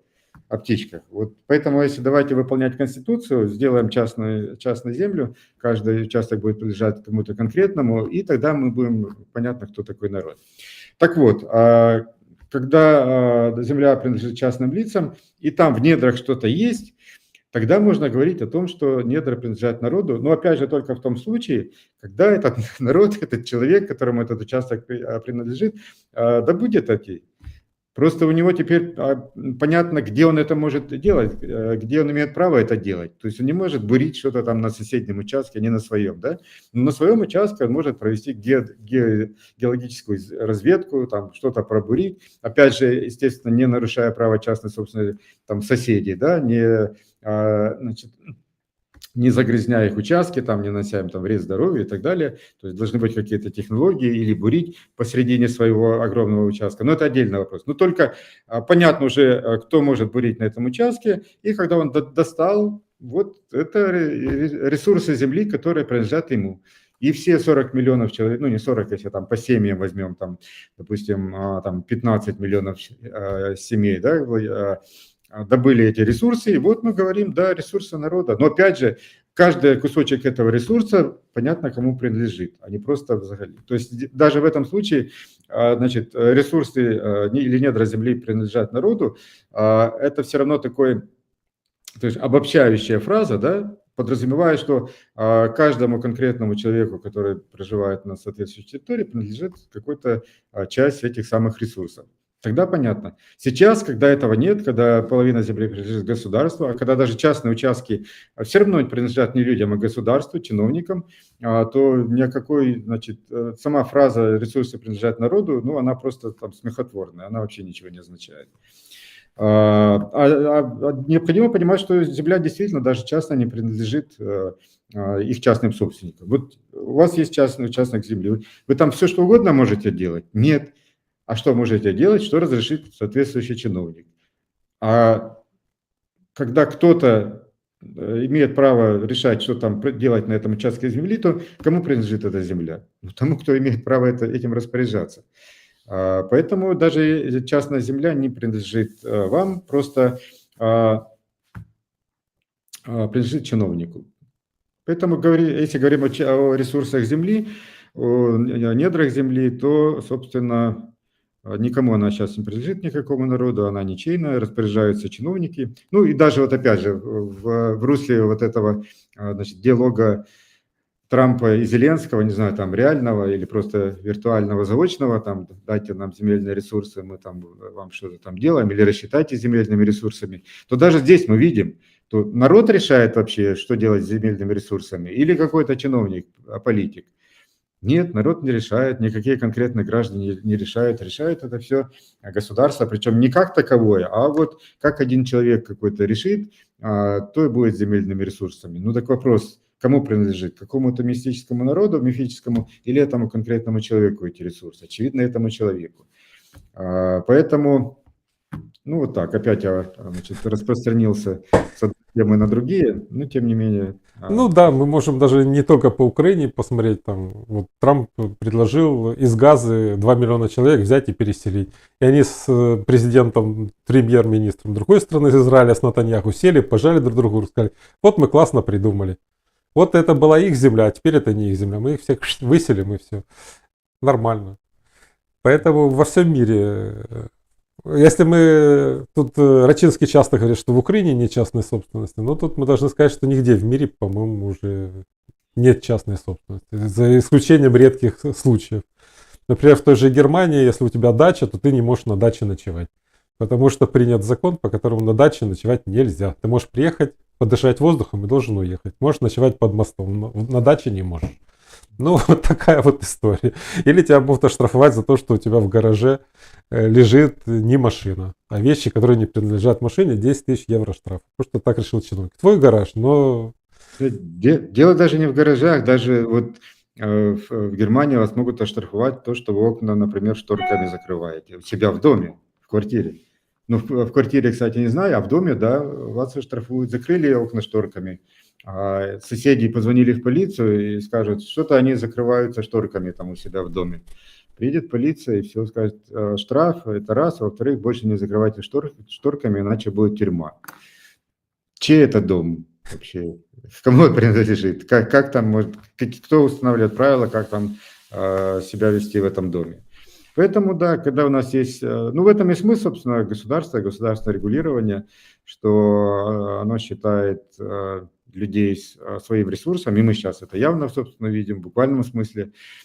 И все вот эти видимость, что ну, частная собственность, значит, что это на благо людей и так далее, это все просто для того, чтобы скрыть реальную сущность государства, просто для того, чтобы было проще управлять, собирать налоги, потому что в противном случае придется применять силу, штыки, оружие, а это еще более затратно, более опасно для действующей власти, потому что это все-таки там сила действия, все-таки тут отчасти закон физики работа, да, сила действия равна силе противодействия, и может быть, значит, люди терпение лопнет. Проблема только в том, что это, ну, с точки зрения экономистов австрийской школы и значит, ученых науки проксиологии говорит о том, что проблема в том, что просто придет к смене, значит, одних политиков на другие, а на других они отменит вообще государственное регулирование. Но, тем не менее, текущим политикам и топ-чиновникам это не устраивает. То есть они-то не хотят, чтобы их заменили другие люди. И поэтому им приходится слегка мимикрировать под, ну даже не слегка, а предпринимать огромные усилия, чтобы мимикрировать под, значит, благостность государства, про то, что у нас тут и рынок, и частная собственность, и государство это якобы все защищает. И это получается, ну, получается, опять же, повторю, благодаря государственной системе образования, которая в течение всего возраста человека, когда он способен чему-то обучаться, обучает ему не тому, как устроен мир, как устроено общество, а тому, что государство необходимо, по сути. Если мы сведем все в одну точку, какие выводы можно сделать из государственного образования. Ну что, мы вроде уже про все проговорили, но у нас еще есть в чате. Давайте быстренько пару вопросов из чата и будем закругляться, потому что мы уже почти 1,5 часа разговариваем. Разговор был очень интересный, мне кажется. Не знаю, как зрителям, мне нравится. Итак, вопрос із чата. В умовах державної власності існують виробництва, які надають послуги і щось там виробляють. Тобто держава може, значить, виробляти, а не тільки заважати. Які аргументи проти такої форми, крім неефективності? Ну, действительно, государство что-то производит, имеется в виду там государственное предприятие, чиновники какие-то там услуги, да, там одни чиновники предоставляют услуги, требуют у вас какую-то справку, вот, ну, кто, если его не будет, такую же услугу никто не предоставит, то потребует у вас справку, это раз. С другой стороны, есть чиновники, которые вам эту справку могут выписать, вот кто может выписать справку? Речь идет о том, что большинство услуг, они надуманные, даже те же товары, они надуманные. И их, в принципе, если не будет государства, если будет добровольный спрос на какие-то товары и услуги, то просто никто не предъявит спрос на такие услуги. Это раз.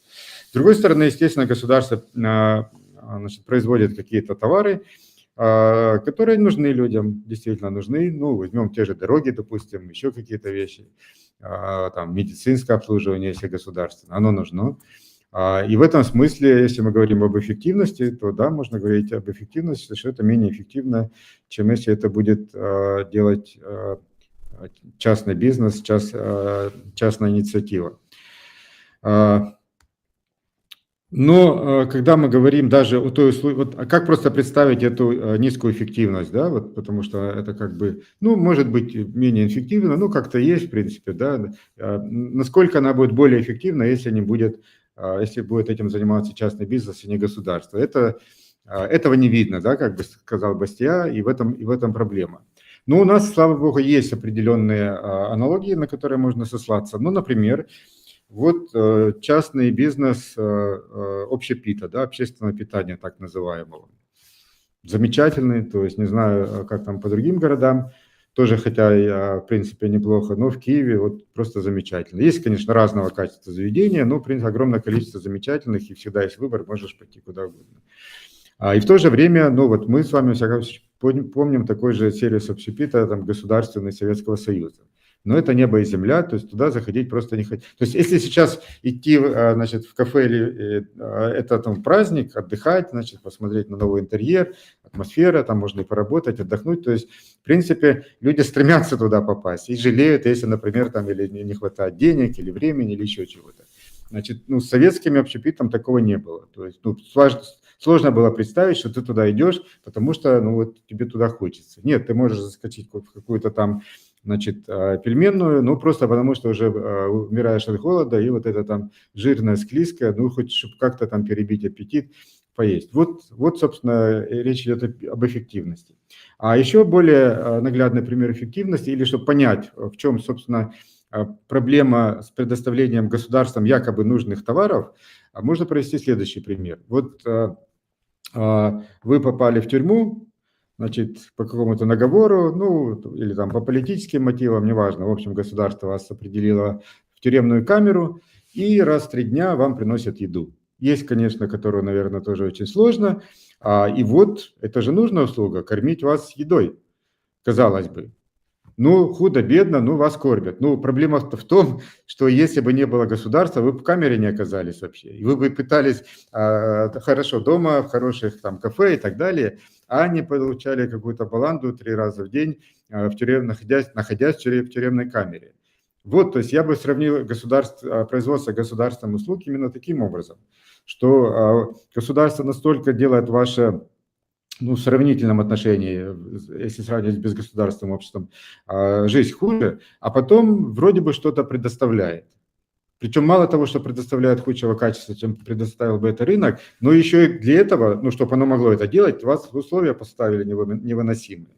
Когда мы говорим о помощи, там, значит, малообеспеченных, да, у тех людей, которые, там, допустим, низкая зарплата, ну вот и государство помогает. И вроде бы, вот же, смотрите, вот оно помогает. Да, проблема в том, что если бы не было государства, они бы были немало обеспечены, они бы хорошо зарабатывали, у них бы был высокий уровень жизни, намного выше, чем вся эта государственная помощь. Вот в чем проблема. Поэтому, когда есть такие часто вопросы задают, ну вот хорошо, приватизация, чтобы все было государственное, вернее, чтобы было все частное, ну а вот все-таки, как вы считаете, что все-таки нужно оставить в руках государства, какой сектор экономики, например, да, или какие предприятия? Ответ очень простой. Вот какие сектора экономики или какие предприятия, или какие товары, услуги вам не жалко, на которых вам наплевать, можете оставить в руках государства.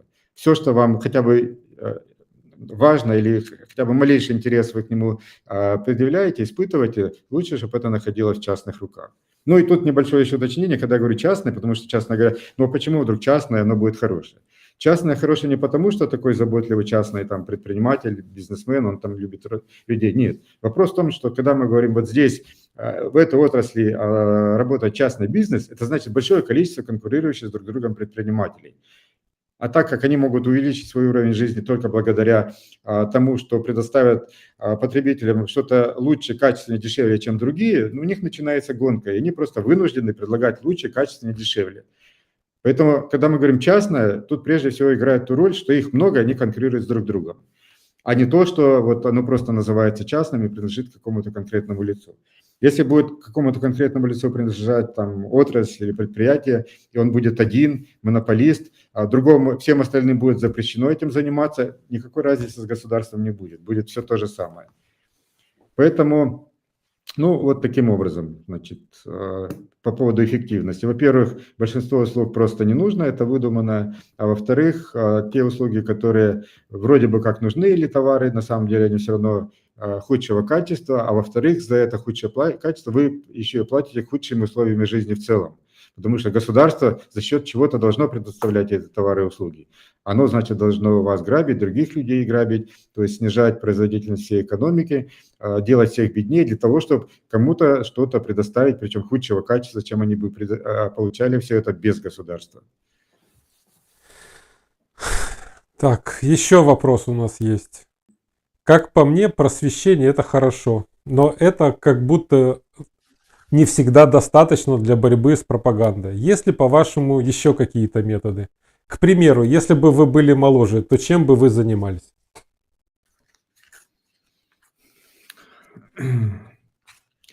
Есть ли какие-то другие методы? Наверное, есть. Но тут не парадокс, а вообще факт состоит в том, что даже если есть какие-то другие методы, то без просвещения вы не обойдетесь. Вы не обойдетесь, потому что когда мы говорим о свободной экономике, это значит в том числе частная медицина, частное образование, частные пенсии, частный, значит, городской транспорт, там, ну и так далее, и так далее. Теперь смотрите, без образования вы хотите к этому прийти. Например, ну, один из примеров или один из вариантов, который можно предложить, ну, значит, выиграть политические выборы, стать президентом, большинство в парламенте и начинать, значит, реализовывать вот то, переход ко всему этому частному.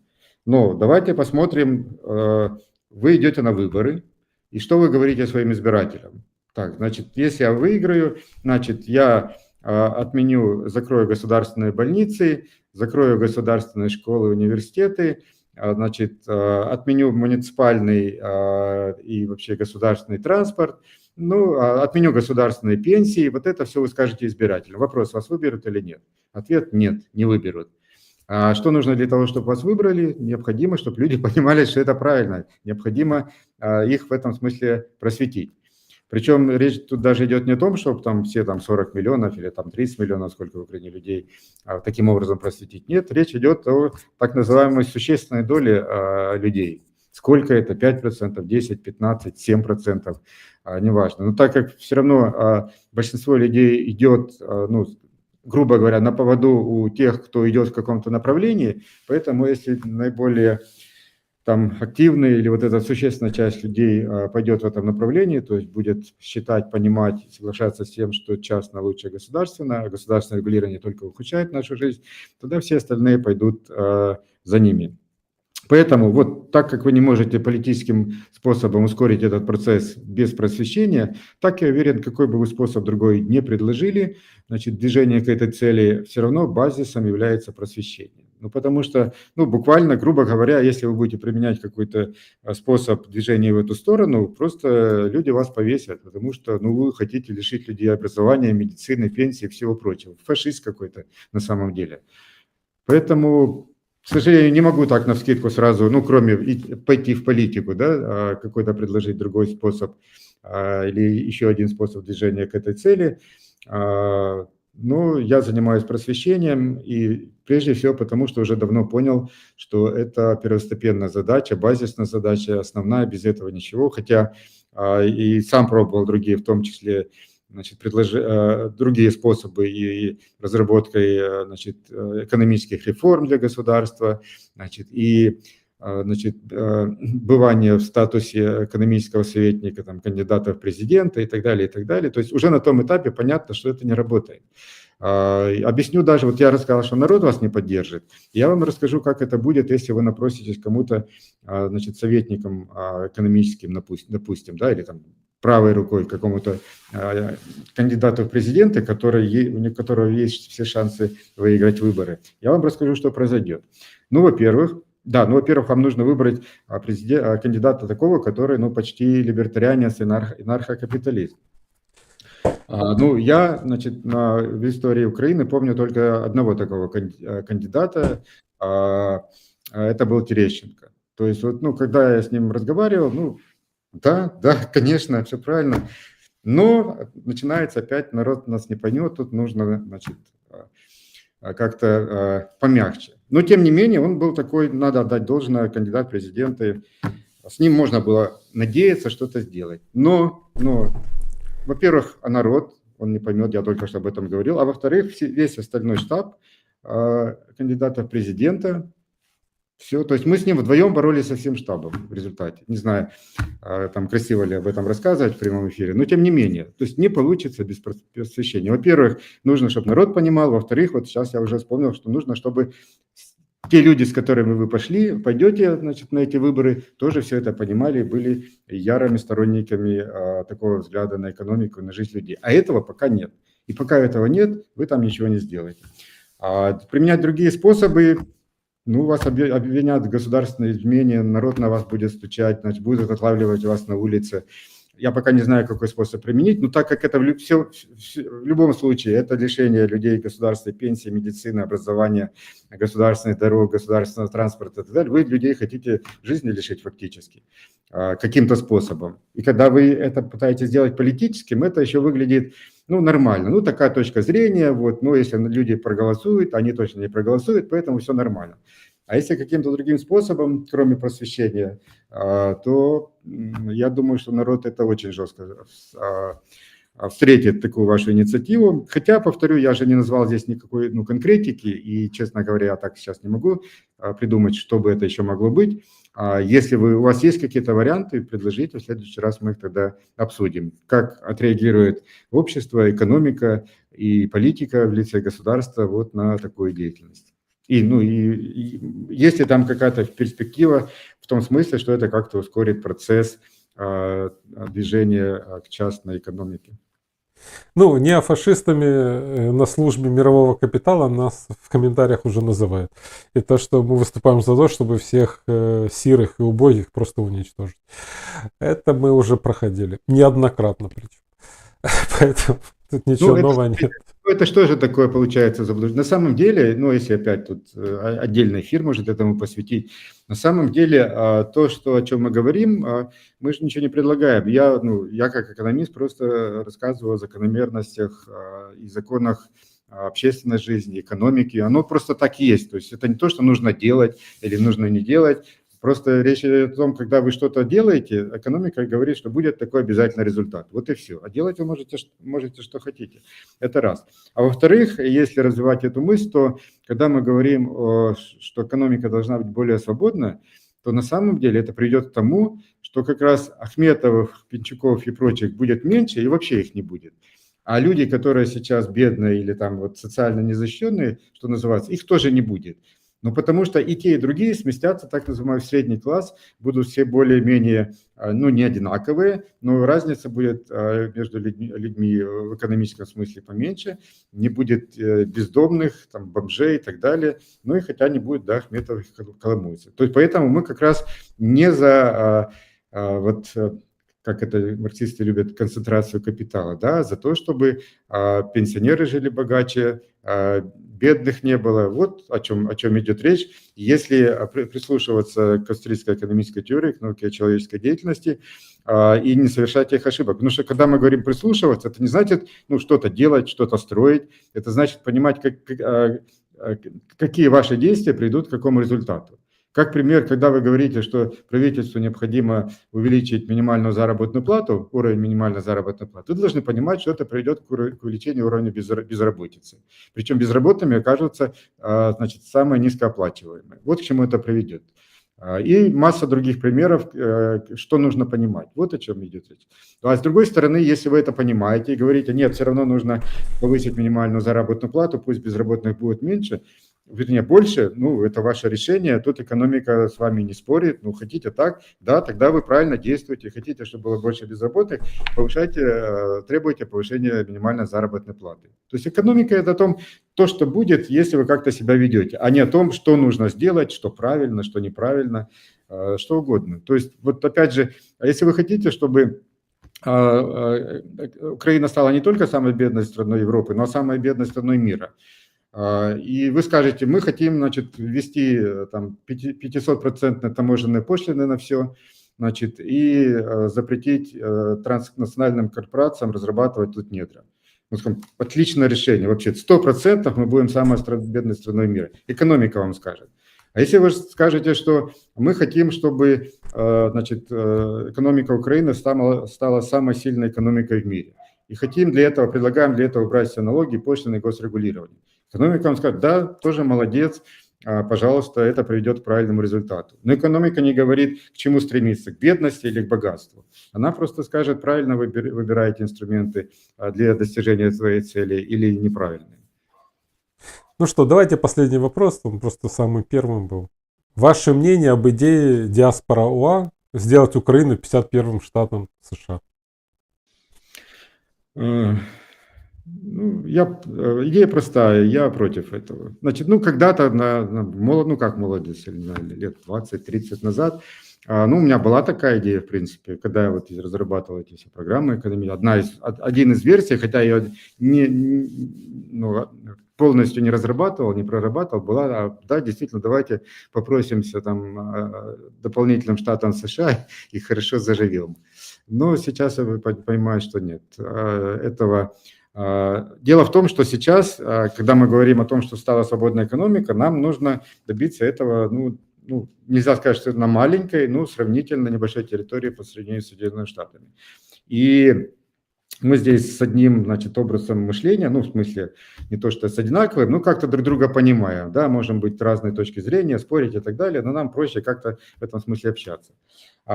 И поэтому здесь есть надежда что-то изменить. Делать действительно свободную экономику. Если же мы станем одним из штатом Соединенных Штатов, то вся наша, значит, свобода действий сразу будет ограничена, потому что нужно будет договариваться и общаться, и что-то обсуждать со всеми остальными людьми во всех остальных штатах, которые нам очень далеки, собственно, по образу мышления, там, по истории и так далее. Ну и не говоря уже о том, что, естественно, они нас будут считать, ну, таким себе штатом, вот, ну, какие-то там, вообще слушать нас никто не будет точно. Поэтому там сделать изменения какие-то будет сложно. Хотя здесь, конечно, есть обратная сторона медали, потому что здесь может же, ну, сейчас уже идет, то есть все в обратном направлении, то есть не в том направлении, в котором нужно, то есть госрегулирование увеличивается, налоги увеличиваются и так далее, и это может продолжаться. То есть в Штатах будет в этом смысле какое-то улучшение, а у нас ухудшение, да, ну, то есть это тоже возможно, но просто вопрос в том, что если мы войдем одним из штатов в состав Соединенных Штатов, то там точно никакого улучшения мы сделать не можем. А здесь у нас хотя бы есть какая-то надежда. Ну, представьте, что мы с вами бы сейчас вещали, значит, будучи штатом, значит, и в этом эфире. Ну, во-первых, нас бы больше людей не слушало. То есть американцы, англоязычные нас бы сейчас не слушали. То есть слушали бы те же украинцы, которые сейчас слушают, и те же американцы, там несколько человек, возможно, которые там хотя бы один, который в Штатах живет, тоже нас слушает. То есть наше влияние на весь этот процесс никак бы не улучшилось. Ну и потом надо же понимать, у нас превратное понимание, что вот в Штатах как-то все по-другому. Ну нет, не по-другому. Вот у нас говорят, смотрите, судья у нас там, допустим, там или увлечен во взятке, ну там или еще в чем-то, и как бы ему как с гуся вода. Вот, переведут на другую должность, там отправят на пенсию с большой заработной платой, там, и, в смысле, пенсией, и ничего не будет. Да, но в Штатах то же самое. Чтобы вы понимали, когда судья увлечен в чем-то таком, то его вообще он не подлежит судов каких-то или другого судьи. Значит, его дело может разбирать только, вот не помню, или Конгресс, или Сенат, по-моему, и больше никто. Ну, то есть только он может предъявить ему какие-то там обвинения и решить, виноват он или нет. Ну, вопрос, пока он соберется, вы же понимаете, что это могут пройти месяцы или годы, это Сенат. А если этот судья добровольно уйдет с своей должности до слушания, ну, то есть вот завтра назначили слушание, он сегодня подаст в отставку, добровольно судья, все, вопрос закрыт. То есть никто его судить не будет, не обвинять ни в чем и так далее. Останется ему пенсия, которая там, ну, положена и так далее. Потому что раз он не прошел рассмотрение в Сенате, так суд в Сенате, значит, он невиновен, ну, здесь презумпция невиновности, все, значит, все остается в силе. Поэтому даже в этой ситуации все то же самое. И там можно привести массу примеров, где ситуация, ну, еще хуже намного, чем у нас. Ну, у нас уже тут мы так долго говорим, поэтому, может быть, в следующий раз, если будет какая-то похожая тема, я об этом вспомню и расскажу. Ну и сразу же спрашивают, и реально вы верите, что на нашей территории можно поменять ситуацию в сторону либертарианства быстрее, чем будучи 51-м штатом? Да, в это верю. Я ожидал другого вопроса. Верите ли вы, что можно вообще поменять ситуацию у нас? И в это я тоже верю, потому что я уже занимаюсь этим просвещением далеко не первый год, и на моих глазах аудитория, которая понимает, слушает, и которая, ну, фактически даже считает себя либертарианцами, там тоже у всех есть свои там какие-то отклонения и еще недопонимания заколки, но в принципе, которые похожим образом смотрят на устройство общества, экономики, это количество растет. То есть, чтобы там у меня было там десятками тысяч измерялись подписчики, там, не знаю, там 10 или даже 5 лет назад, нет. Ну, слушай же тем, кому это интересно, те, кому, ну, в этом видят что-то полезное для себя, потому что кто считает, что это все бред и ерунда, они не подписываются, не слушают и так далее. И это наблюдаем все мы, то есть все, кто занимается просвещением, у всех это... Да, это не грандиозный рост, то есть это, хотел сказать, не экспоненциальный, но, возможно, даже экспоненциальный, надо построить графичек, возможно, даже так. Но точно рост есть и постоянный, поэтому вот это как раз та история, что мы не можем сказать, когда произойдет переломный момент. То есть в этом смысле история непредсказуема. Но с точки зрения, зная экономическую теорию, науку человеческой деятельности, мы знаем, что прогресс обязательно будет, и когда-то этот переломный момент настанет. Настанет он через 100 лет, через 50, через 10 или через 1,5 года. Этого никто не может сказать, в том числе и общественные науки, экономические науки. Ну да, мы вспоминали как-то с Золотаревым о том, что еще там 11 лет назад, 12, слово либертарианство без ошибки на всю Украину могло написать 2-3 человека. Поэтому тут явный прогресс, поэтому... Даже у нас на канале мы видим прогресс, мы уже приближаемся к 5000 подписчиков, так что не забывайте подписываться. А сегодня будем заканчивать. Спасибо большое, Михаил. Все-таки сегодня у нас опять...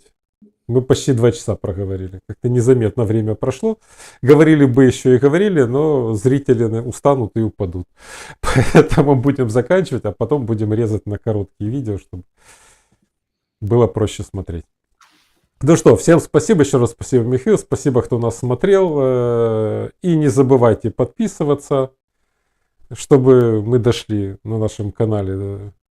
Как я уже говорил, еще лет 140, и у нас будет 1 000 000 подписчиков. Поэтому подписывайтесь и До встречи с Михаилом через 2 недели, а вечером Сергей Рачинский с обзором событий недели с либертарианской точки зрения. Так что заходите вечером в 21:00 и